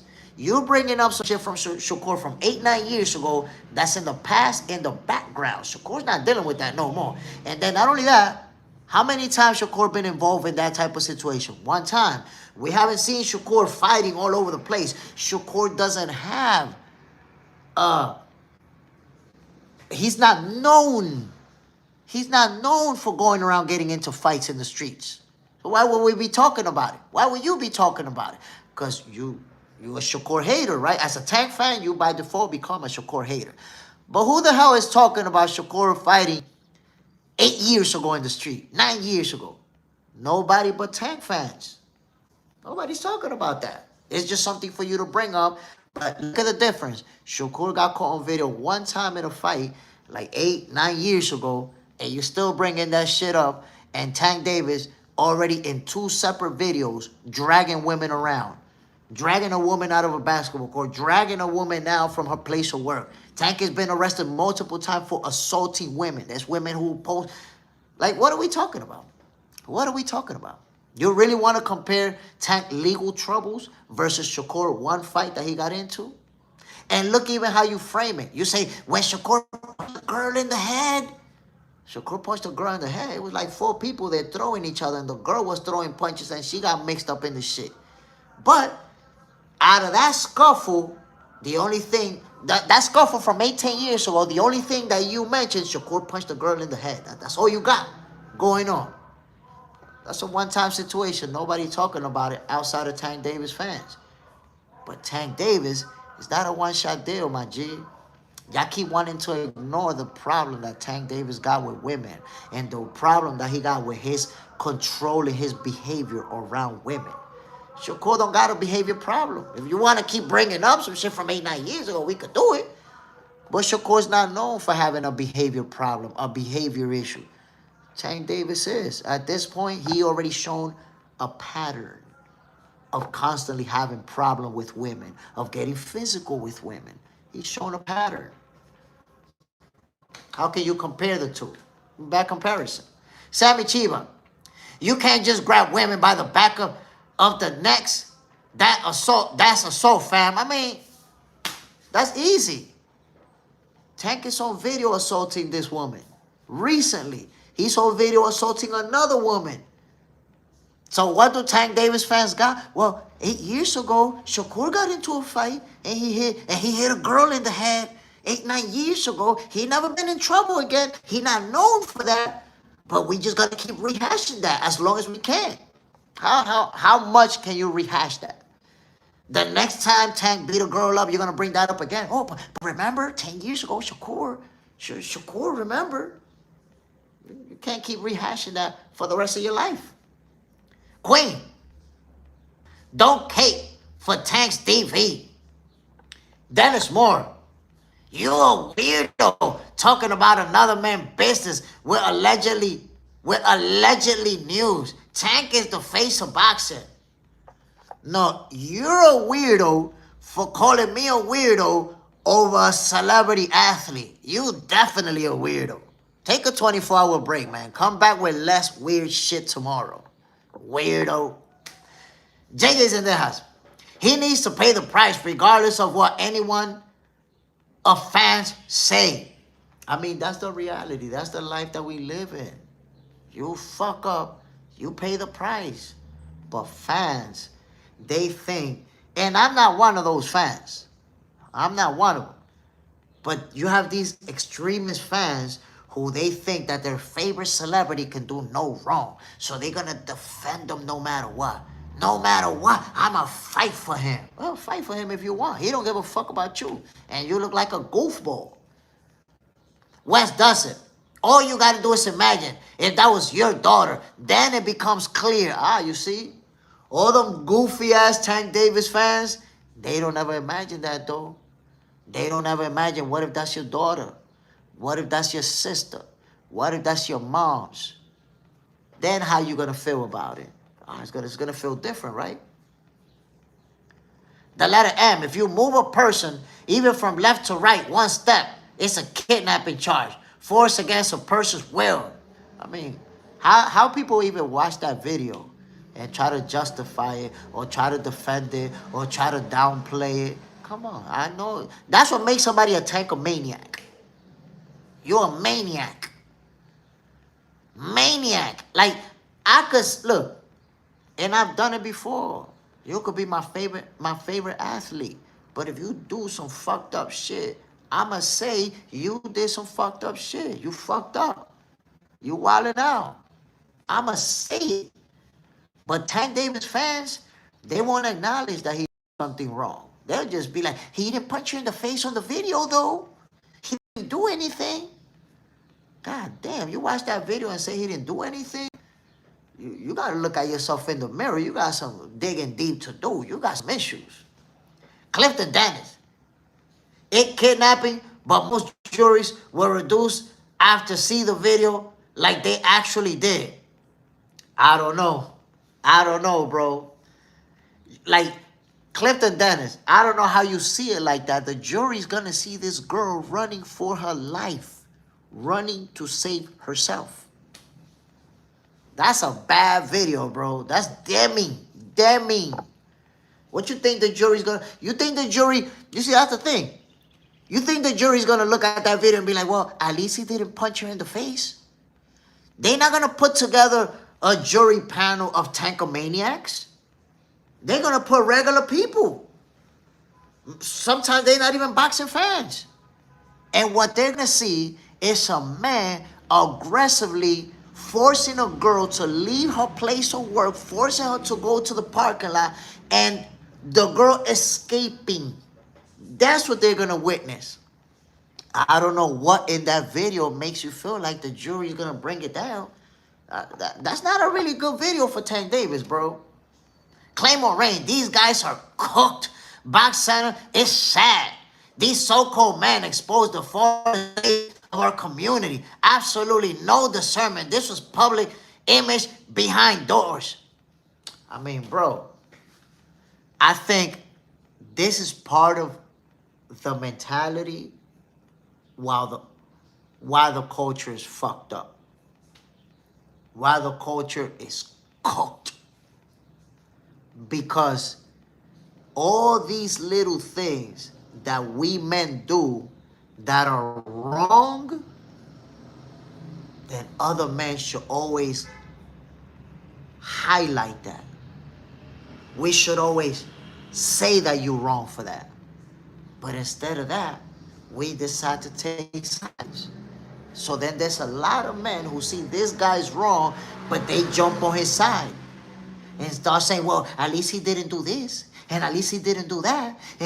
And we shouldn't even look at those things. We should just look at the things he does in the ring. Let's ignore everything that he does that tell us that he's fucking up. And what do you do in reality when you defend and justify those actions? You know what you do? You bring in a whole new generation that's going to think just like them. You bring in a whole new generation that feels like, well, if I beat this chick ass, everybody's going to support me. Everybody's going to back me up. And that's what has to change. That's what has to change. Dudes got to stop picking sides. If a dude beat a chick up, if a dude drag a chick, if a dude do anything to a woman, you got to stop picking the man's side, babe. You are an enabler. It's because of people like you. I could do whatever I want because these people always going to back me up. No point, my people. No point in doing it. Claymore Rain. I saw him punch a dude on the ground.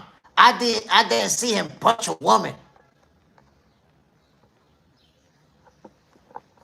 Pugilism. Tank shouldn't be supported for his actions, but the business moves on and always look at Tank in terms of money.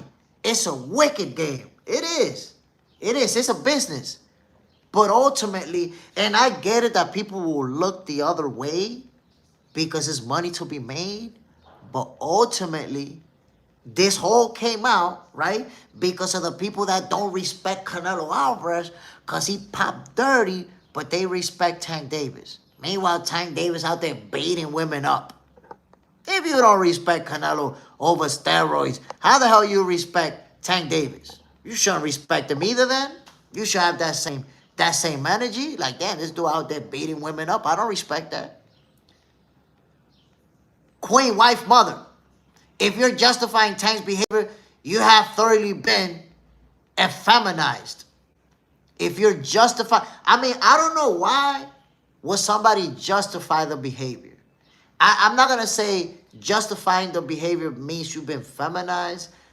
I think justifying the behavior is more connected to people being extreme fanatics, extreme fans. Why? Because guess what? If the guy next door to you or the guy down the block from you did that same shit, you wouldn't support him. You'll be the first one like, yeah, that motherfucker gotta go. Pack his ass up. Ah, but it's Tank Davis. So because it's Tank, you're like, well, he didn't punch her on the video, and he didn't really do that bad. That's because it's Tank. You wouldn't take that shit from somebody down the block. You wouldn't take that shit from some dude dating your family member, dating your sister, dating your cousin. You wouldn't deal with that. Max 7 Life, damn, Jay, I've been here from day one. Where's my badge at? So Tank fans don't get badges? I'm going to tell you how you could get one. Tell you how you could get one. Look, you could get one today. Hit me up right here. And for those, my peoples, for those who don't follow me on Instagram, follow me on Instagram, my peoples. I post a lot of exclusive content on there. That's my IG, J Smith 134. Well, J _ Smith 134. You see it right there. Follow me on that IG. Send me a message. Yo, Jay, this is Max 7 Life. Send me a message on there. I'll verify you, and you got your badge. You'll get in your badge. The letter M. See, and that's fair. We all human. You fuck up, then you fucked up. When do you man up? It's the bigger question. But we have to understand, you don't have to man up if whenever you fuck up, people support you. You don't have to man up. No need. Pugilism. Tank and Clarissa Shield can shock the world, coming to terms, acknowledging the role of men and women. I mean, Tank and Clarissa, they don't even like each other. I think they don't even need to be talking to each other. Just alone. As many people seen that video and they do not believe it, but they watch the video and believe that one. In my opinion, people are weird. That's the thing. People choose to believe what they want to believe. They choose to judge who they want to judge. And then they decide when they just want to look the other way and act like, there's nothing to see here. Nothing to see here. People choose when they want to do that. Claymore Rain. Back center. Do you see Shakur hit a woman? I seen that.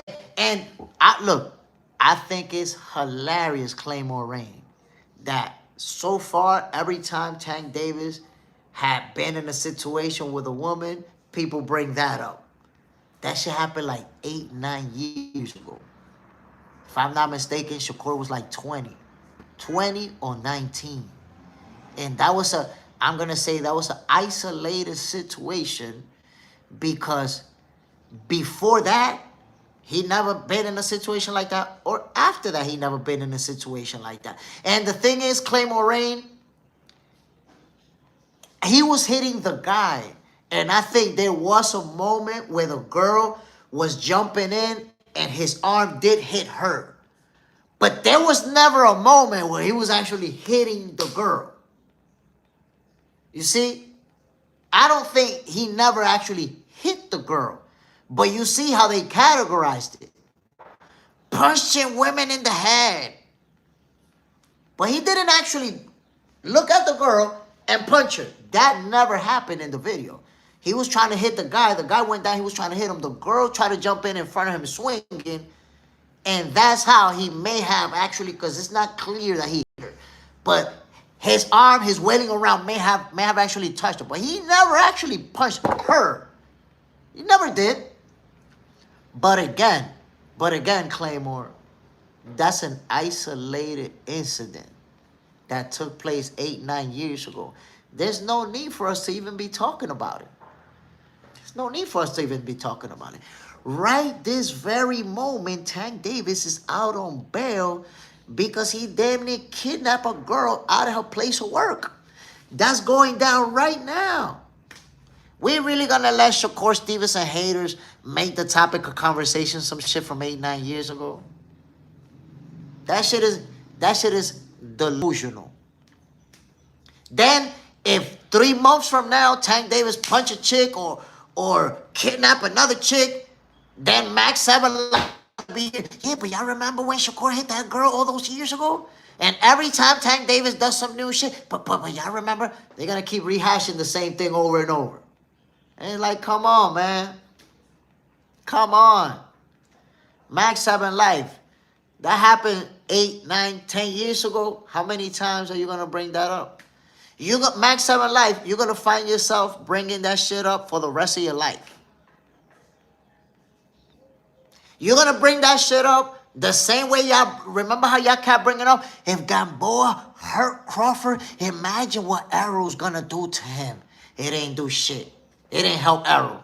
If Gamboa hurt Crawford, imagine what Canelo's gonna do to him. Like, you literally said that Gamboa hurting him meant somebody else was gonna beat him. You said that for Crawford's whole career, up until his last fight. His last fight.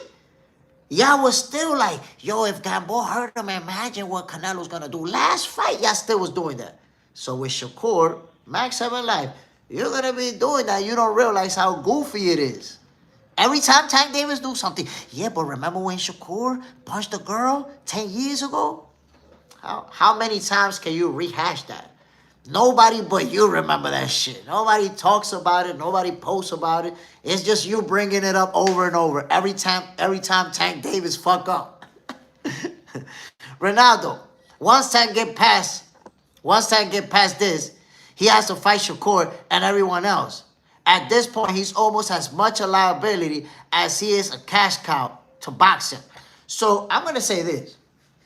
Tank Davis, if he decides that he wants to fight everybody, like if he's going to go after Shakur, after Devin, after Tio, everybody, if he does that, I could picture him retiring with a record of like 42-1, 45-2, 40-1. Like, he's going to beat a lot of people. And he'll probably take 1 or 2 losses along the way. I got Shakur beating him. Maybe Devin beats him too, or maybe Tio beats him. But the point is that he will win most of his fights. If he decides on fighting everybody, he'll win most of the fights and retire with a great resume and a great record. Is he going to do that? We don't know. We don't know. That's the reality. Clay Moraine, he punched the dude around the girl. Did he physically touch her? Yes. But punch her in the head? What a reach. Well, I didn't see no punch to the head, but I let the Tankomaniacs say whatever they want to say, because this is not going to be the first situation when Tankomaniacs shape it up to be whatever they want it to be, and not what it actually is. This is not the first one. I'm used to that. I'm used to the delusional stories made up the way they want it to be. Pugilism. As bad as Tank and Shakur made their poor choices, Iron Mike Tyson life under the microscope and receiving grape in the Hangover movies shows their hope.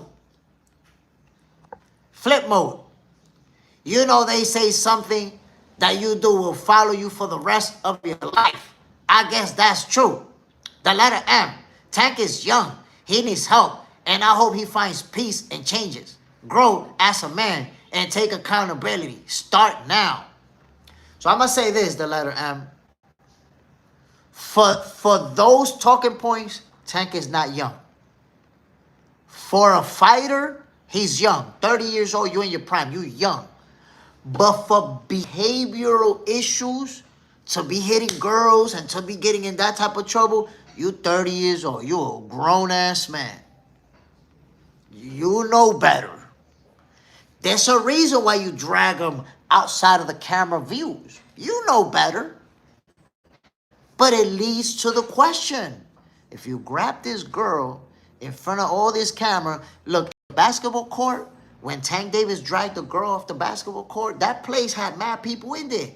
Like 10,000 people in there watching. Like 10,000 people watching that shit. And he did it in front of everybody. Whoop! Dragged out of the basketball court. When cameras go to the back, chase him, dragged out of there too. To a different room where nobody could see what's going on. I don't know. Maybe he took her there to read the Bible. You guys can speculate what you think he dragged her out to a private spot for. You figure it out. I'm not even going to throw anything out there. And now this girl, he goes into a strip club where he knows there's cameras everywhere. There's cameras everywhere. And you see Tank Davis at least 2 times where she turns around like, come on, please, push her out, go, taking her out. So if Tank is doing this in front of a crowd of people, in a strip club, in front of the cameras, in front of her co-workers, What the hell do Tank be doing with these women when they in private? When there's nobody there that could see anything? What the fuck he be doing with them? I have an idea. I'm not gonna say, but I have an idea of how shit go down when they're alone and there's nobody there. Ronaldo, 30 ain't young. Once you hit 25 and get that auto insurance discount, you grown. That's it, you grown. At 30 years old, you're a grown-ass man. You know, if you're involved in these situations and you 18, you 19, okay, yeah, you got shit to learn. You got shit to learn. You got shit to work on. But you 30, salute family, bam. You 30? Nah, bro. At 30, you don't get away with, oh, well, he's still young. That's it. You got to handle business. Kevin, you got a fair point there about Tank. Salute, family. Appreciate you, brother. And I tell you, and I said this before, at 30 years old, Tank Davis still has the time to have a great career. I would say he's had a great career financially because he's made a lot of money.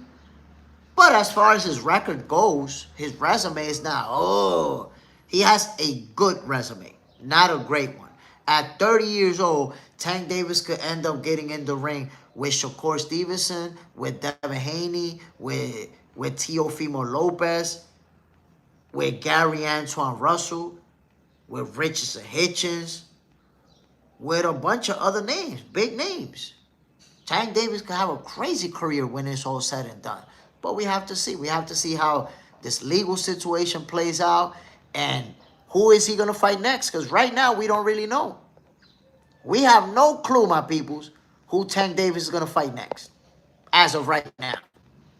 But we'll find out. We'll find out, my peoples. Anyways, Trent Thomas, salute family, bam, flip mode. I like to stay away from these type of topics when it comes to boxer. I want these guys to get their in the ring and box. The with the extra shenanigans. Max 7 Life, his last 10 opponents, 9 of them was world champions. Y'all gotta stop saying his resume is just good. Max 7 Life, his last 10 opponents, 9 of them was world champion. That's a lie. You see Max 7 Life? That's what you Tankomaniacs do. You take the truth and you twist it and you turn it into whatever you want it to be. The first thing is, Ryan Garcia had never been a world champion when he fought Tank Davis. He became a champion after. Pitbull Cruz had never been a world champion before he fought Tank Davis. He did that after. A lot of these people had never even fought for a title, but you decided that they were world champions after they fought Tank Davis? They wasn't champion before he fought him, bro. Stop lying. Stop manipulating the facts.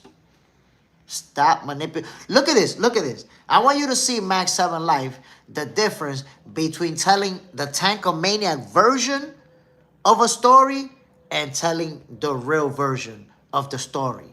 In his whole career, Tank Davis has fought three reigning champions. 3. Little Leo Santa Cruz, which he moved down to fight him, and Mario Barrios, which he fought for a secondary title. And then, of course, his first one, Pedraza. Tank Davis has fought 3 reigning champions. He fought 3 guys who had a belt, and he took it from them. You see how far is the difference from the reality between the world that you want to paint for Tankomaniacs? According to you, Tank beat 9 champions out of his last 10 fights.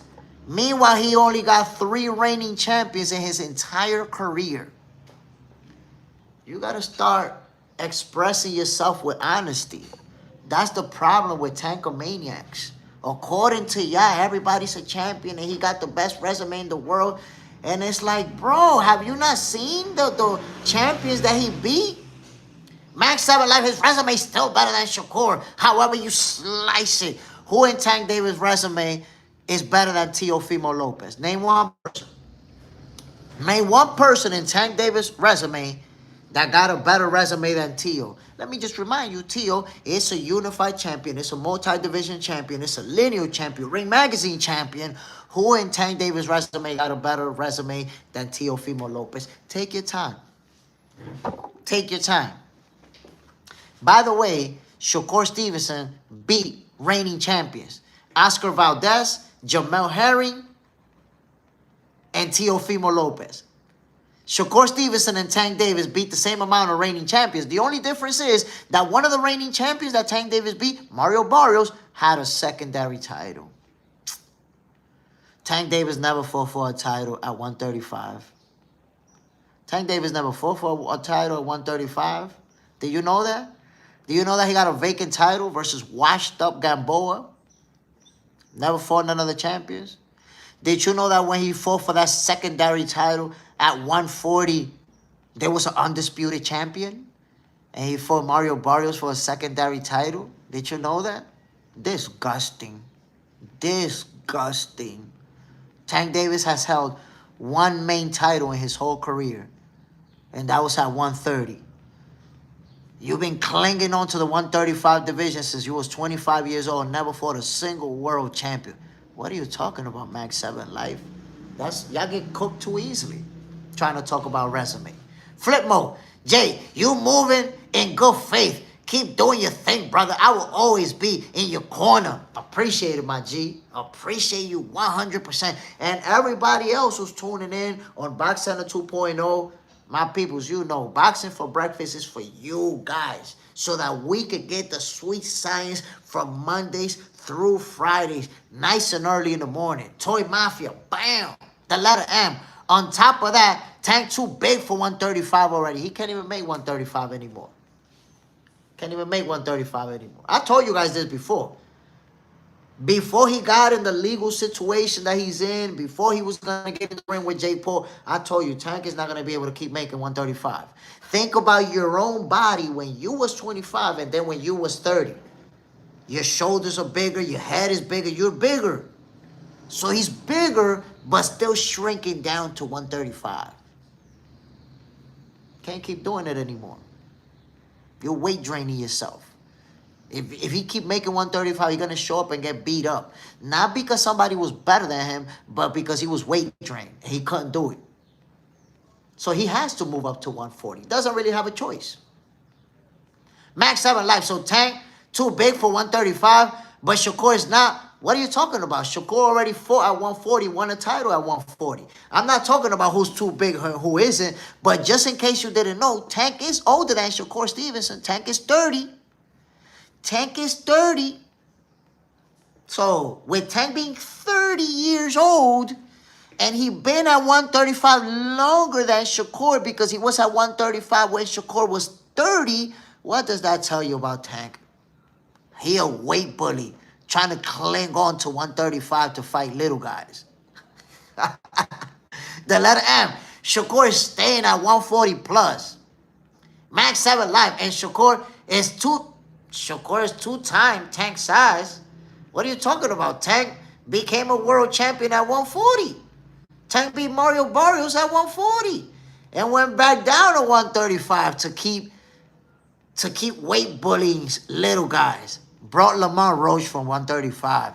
Max 7 Life. How many fighters from 130 Tank Davis fought while he was at 135? Let me see. First, he brought Androide Garcia from 130 to 135. Then he brought Lamar Roach from 130 to 135. And then he went from 135 down to 130 to fight Leo Santa Cruz. My nigga moved up to 135 and already fought 3 130-pounders since he been at 135. Bro, do you not see the weight bullying? Do you not see the weight bullying that's going on? My man's moved up to 135 and already fought 3 130-pounders. That's all you need to understand what's going on. My peoples, a shout out to everybody who tuned in to this episode of Boxing for Breakfast. Thirsty Thursday, my peoples. Let me give you the Jay Stradamus words of the day. For this Thirsty Thursday, I want to remind you, and because we're having this conversation, My peoples, hold other men accountable in real life. This is social media. But in real life, hold men accountable. You don't see another man manhandle a woman and just stay quiet. I'm not saying that you're going to jump in and get into the fight and do physical shit. But be the one to tell them, B. Be the one to tell them. Don't do that. Don't put your hands on women. Don't look for excuses or reasons to put hands on women. Be the one who talks against that shit. Don't be the guy who defends it. Don't be the guy who justifies it. Be the guy who champions for women, who defends women. Come on, my peoples. To me, that should be embarrassing. When I see people talking about, well, Tank Davis, he didn't really punch her, though. He didn't punch her. When I see that, I be embarrassed, my peoples. Like, damn, man, there's really men out there who think like that. You can watch a woman get abused, but it's a celebrity, so fuck her. She's trying to get money. Huh? Come on, my peoples. We got to do better than that. We got to know how to hold each other accountable when we do wrong, fucked up shit. Raul Mercado, good morning, brother. Salute, family. Bam, Trent Thomas. Indeed. We got to take care of the women, my peoples. You got a mom. You could have a sister. You could have a daughter. That could be her getting her ass whooped. That could be her. That could be somebody that's related to you getting her ass dragged out of her place of work and having to escape from a nigga. Then it hurt your feelings. No. It's supposed to bother you when any man does it. Not just, it don't bother you when it's a celebrity that you like. Now you're willing to look the other way. Come on, man. We got to be better than that. Trent Thomas, no excuse for violence against women. 100% facts. 100% facts. Pugilism, defend women and don't let women fall into the trap of trapping you. Facts. Claymore Rain, that's simple, Box Center. The women in this community feel the same. They're empathetic with this trash behavior as well. They defending this dude too. I'm going to tell you like this, Claymore. I'm going to tell you like this right now.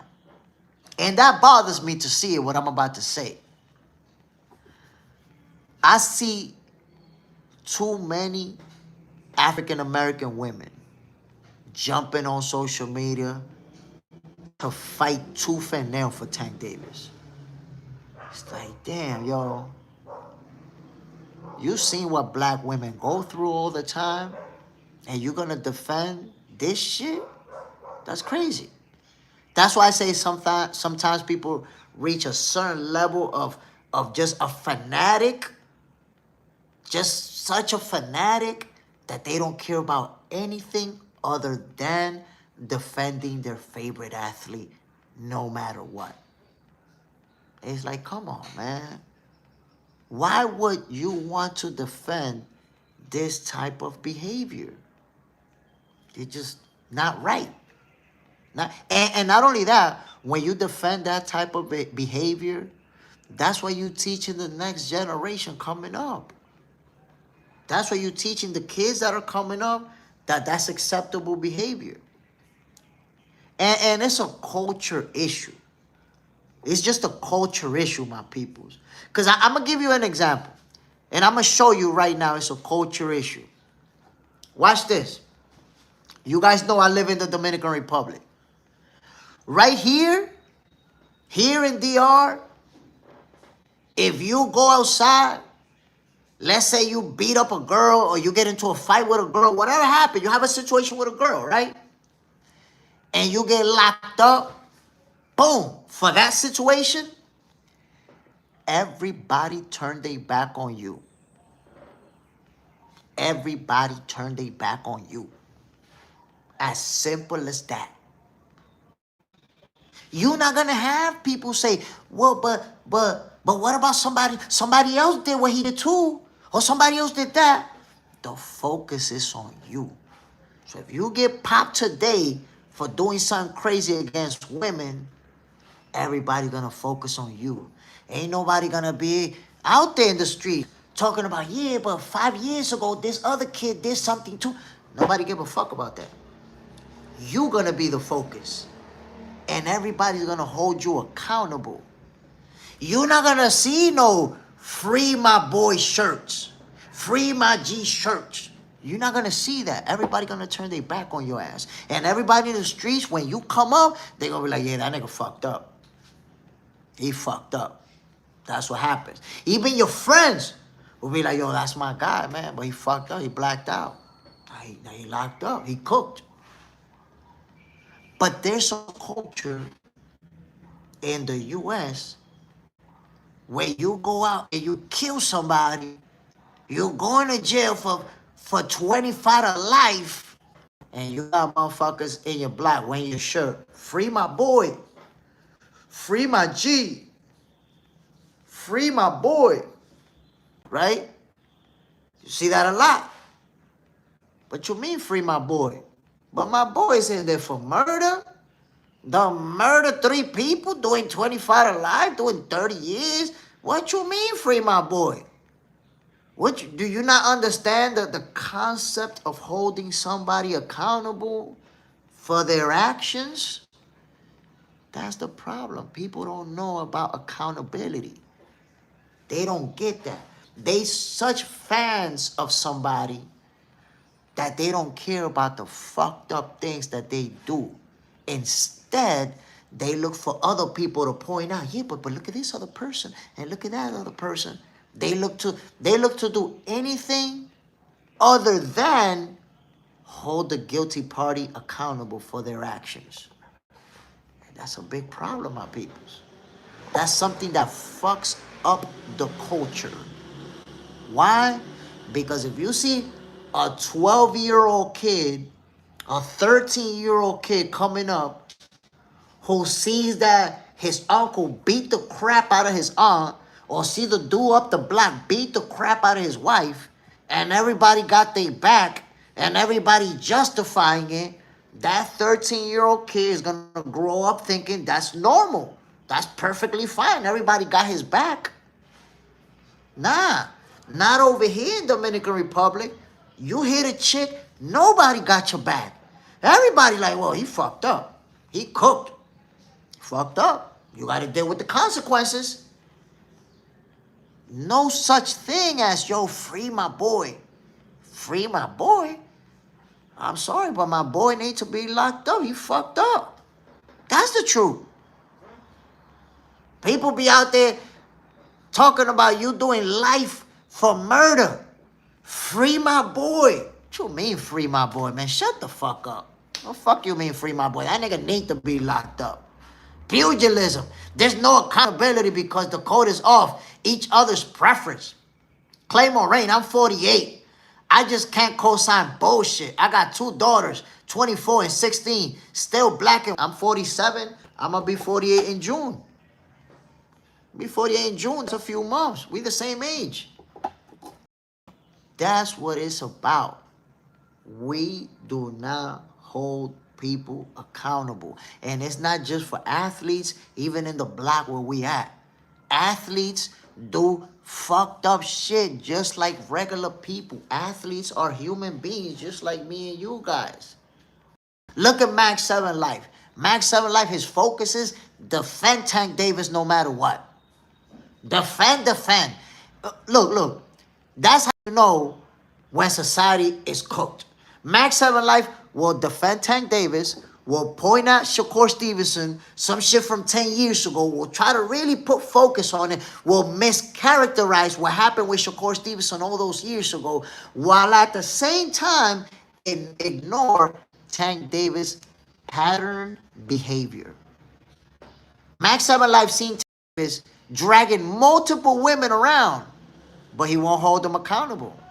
He'll sit here and make a whole conversation about Shakur Stevenson when he was 19 years old. Instead of acknowledging and understanding, damn, yo, this dude got a problem with women. He keep getting involved in situations with women. Obviously, there's a problem here.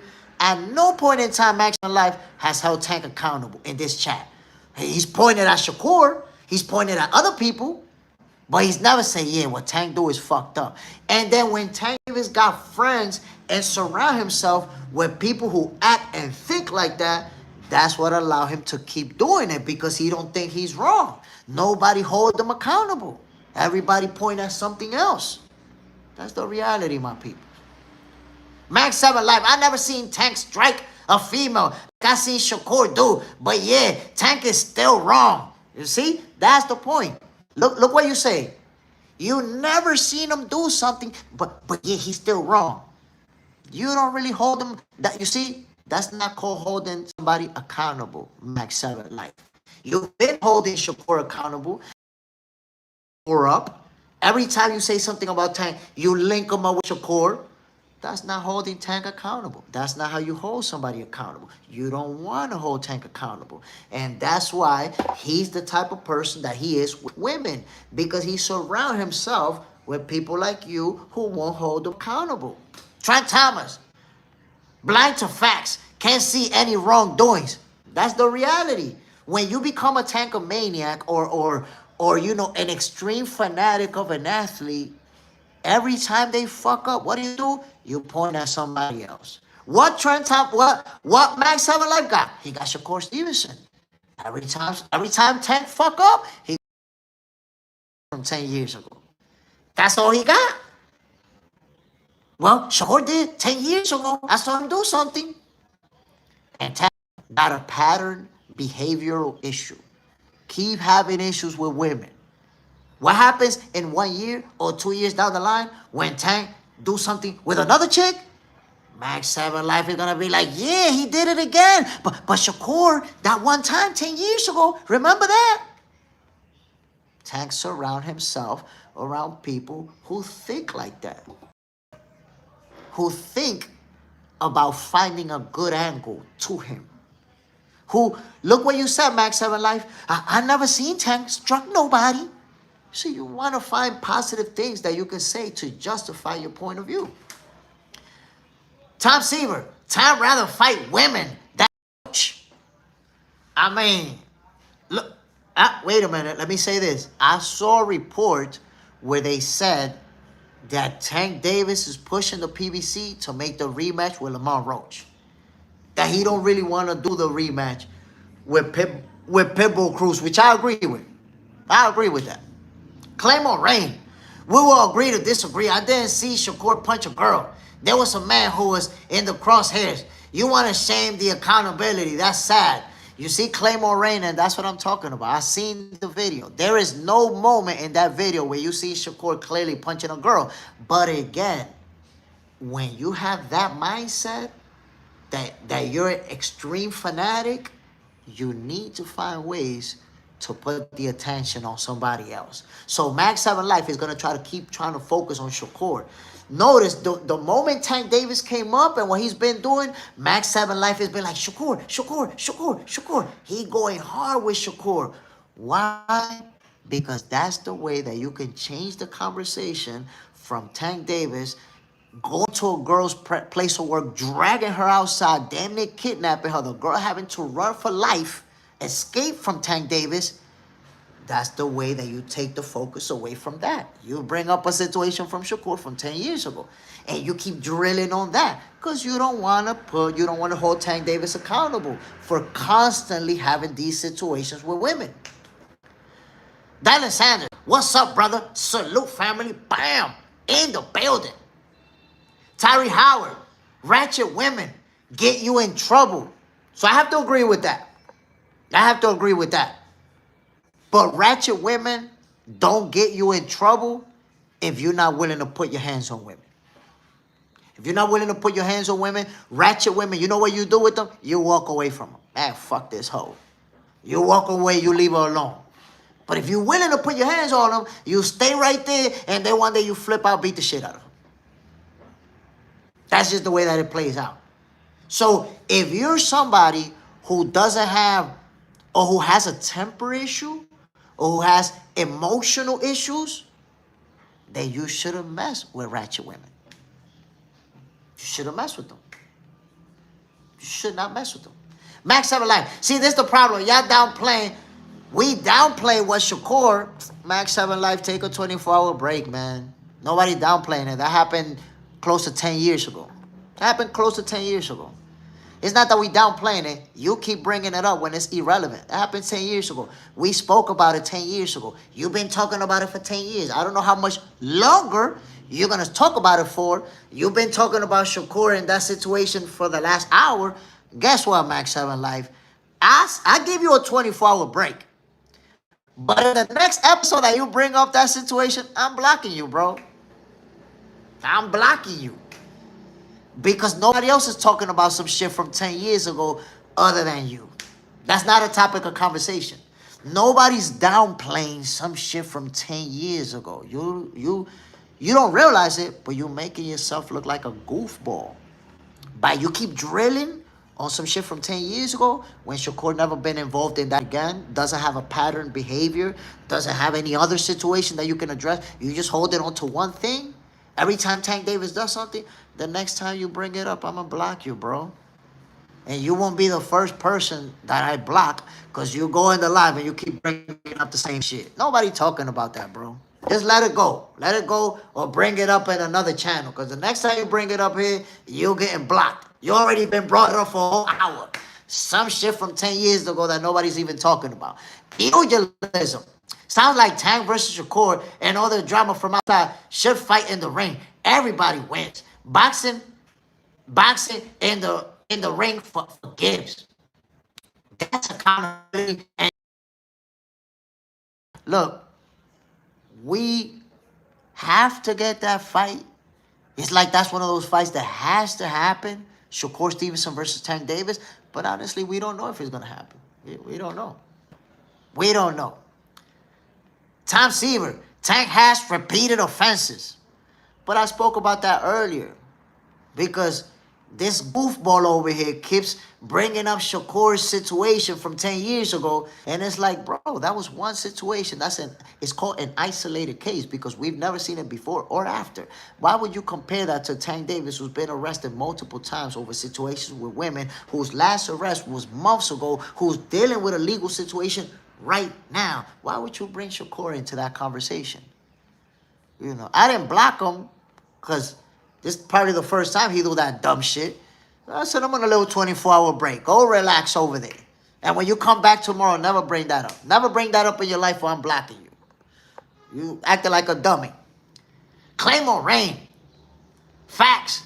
I apologize for participating in the foolery. I mean, I participated too. But Claymore Rain, that's what fanatics are going to do. They're going to suck us into the conversation that they want to have to deflect from the action that, you know, time he mentions Shakur is somebody, block, you out of here. Now we know you're a dummy. The letter M. Would the Tankers turn their back on Tank Davis after a loss? Probably yes. They're going to do Tank the same way that they did Arrow. The same way. Ronaldo. What way would Tank fight at since he's too big for 35? And who should he fight? He's going to fight at 140. We don't know yet. It could be Pitbull Cruz. Supposedly they was talking about making that fight.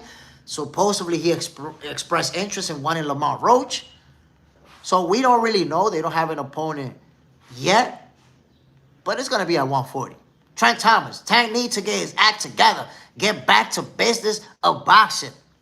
Look, Tank, the Charlo brothers, and a few other fighters out there who've been inactive. Get your shit together. You guys are elite level fighters, elite level world champions. We want to see you fight. Tank is one of the best in the game, one of the most talented in the game. But he got to get his shit together. His personal life might take away a lot from his career. Tyree Howard, Tank needs mentors. I agree with you 100%. I agree. He needs to be, because that's the thing. You reach a certain level of celebrity where, you know, you just have your entourage. You surround yourself with a bunch of ass kissers. Surround yourself with the goons. And you know how the goons gonna do it. They're gonna laugh at your every corny ass joke. They're gonna think everything that you do is cool and everything that you do is the shit. So you start to believe it. You start to believe that you can get away with doing all this shit. Some guy, boxing is definitely better when Tank and everyone else is active. Come on, we want to see it. We want to see it. And with Tank Davis being 30 years old, this is the time, the perfect time for him to start fighting the big names, the big dogs. Get in there with Shakur Stevenson. Get in there with Teofimo Lopez. Get in there with Gary Antoine Russell. This is the time. Trent Thomas, time doesn't wait for anyone. That's a fact. The letter M, like Charlo's crew, they tell him he runs Texas, man. Runs Texas. What the fuck is that? My peoples, I'm about to get the hell out of here. I hope you guys enjoyed today's episode of Boxing for Breakfast. I want to give a shout out to everybody who tuned in this morning. Greg Hackett was in the building. Claymore Rain was in the building. The letter M, Trent Thomas, some guy, Tyree Howard, Ronaldo, Pugilism, Tom Seaver, and everybody else. JJ's in their house was in the building. Imada 210, salute family. Bam! And everybody else who tuned in, man, y'all already know what it is. I'm Jay Smith. This was another episode of Boxing for Breakfast. Tomorrow, we're going to be on it at 6:30 a.m. Eastern Time. Damn, over 2 hours, my people. We didn't even get to 50 likes. This was brutal this morning with the ghost watching and the sneak hating. But it's still all love, my peoples. Y'all already know how we do it. Jay Smith, I'm signing off. I'm going to see you guys tomorrow, man. Let's meet up over here tomorrow morning. We're going to be talking this boxing shit. Peace.